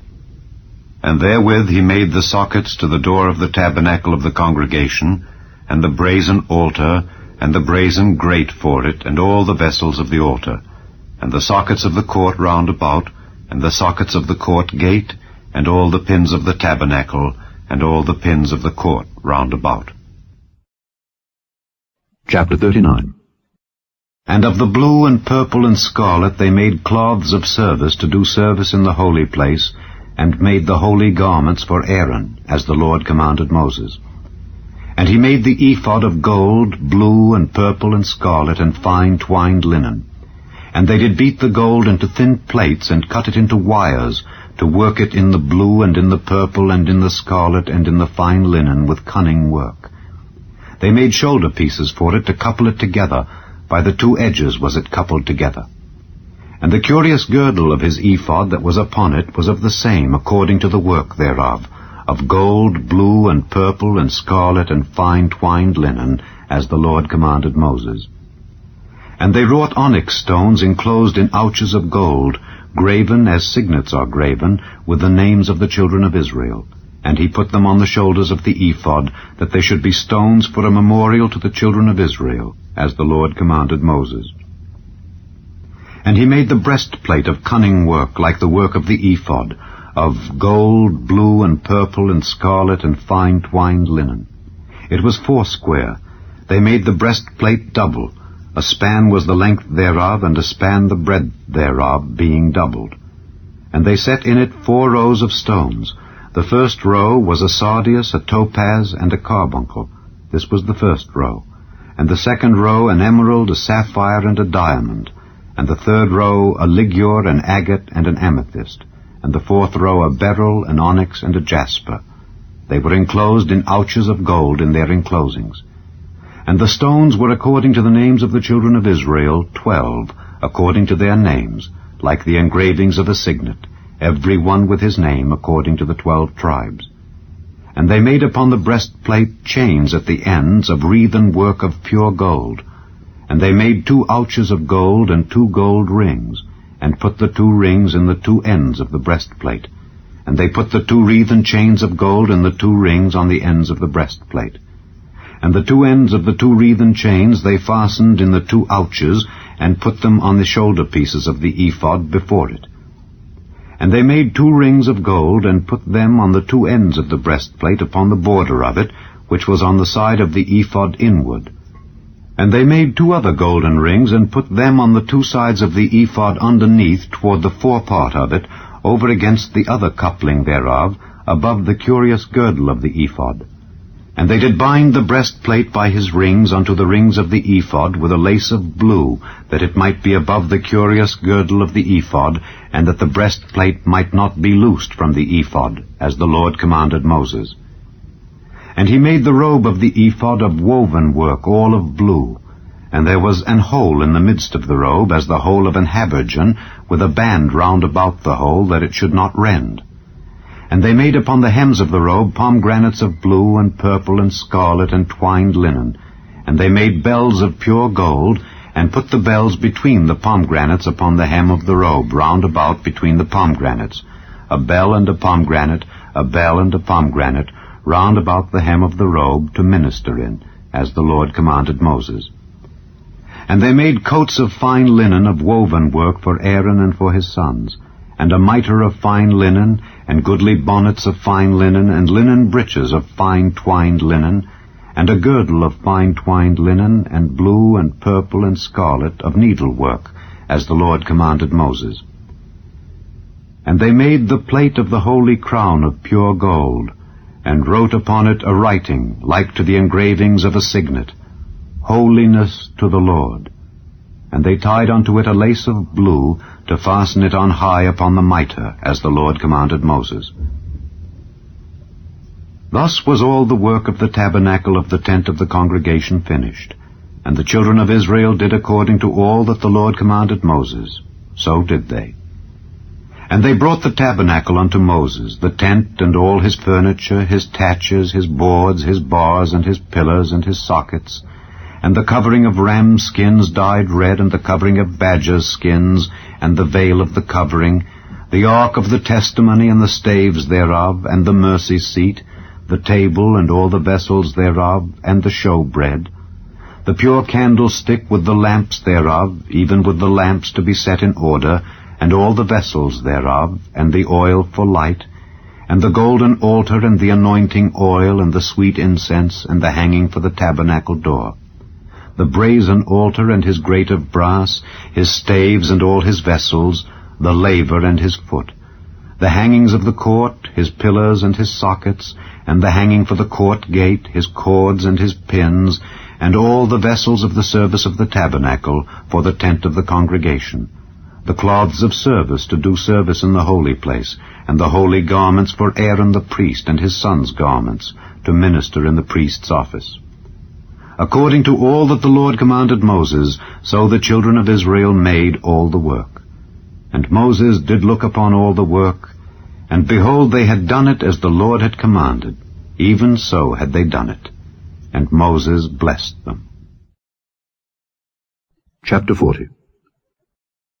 And the Lord spake unto Moses, saying, On the 1st day of the 1st month shalt thou set up the tabernacle of the tent of the congregation. And thou shalt put therein the ark of the testimony, and cover the ark with the veil. And thou shalt bring in the table, and set in order the things that are to be set in order upon it. And thou shalt bring in the candlestick, and light the lamps thereof. And thou shalt set the altar of gold for the incense before the ark of the testimony, and put the hanging of the door to the tabernacle. And thou shalt set the altar of the burnt offering before the door of the tabernacle of the tent of the congregation. And thou shalt set the laver between the tent of the congregation and the altar, and shalt put water therein. And thou shalt set up the court round about, and hang up the hanging at the court gate. And thou shalt take the anointing oil, and anoint the tabernacle, and all that is therein, and shalt hallow it, and all the vessels thereof, and it shall be holy. And thou shalt anoint the altar of the burnt offering, and all his vessels, and sanctify the altar, and it shall be an altar most holy. And thou shalt anoint the laver and his foot, and sanctify it. And thou shalt bring Aaron and his sons unto the door of the tabernacle of the congregation, and wash them with water. And thou shalt put upon Aaron the holy garments, and anoint him, and sanctify him, that he may minister unto me in the priest's office. And thou shalt bring his sons, and clothe them with coats. And thou shalt anoint them as thou didst anoint their father, that they may minister unto me in the priest's office. For their anointing shall surely be an everlasting priesthood throughout their generations.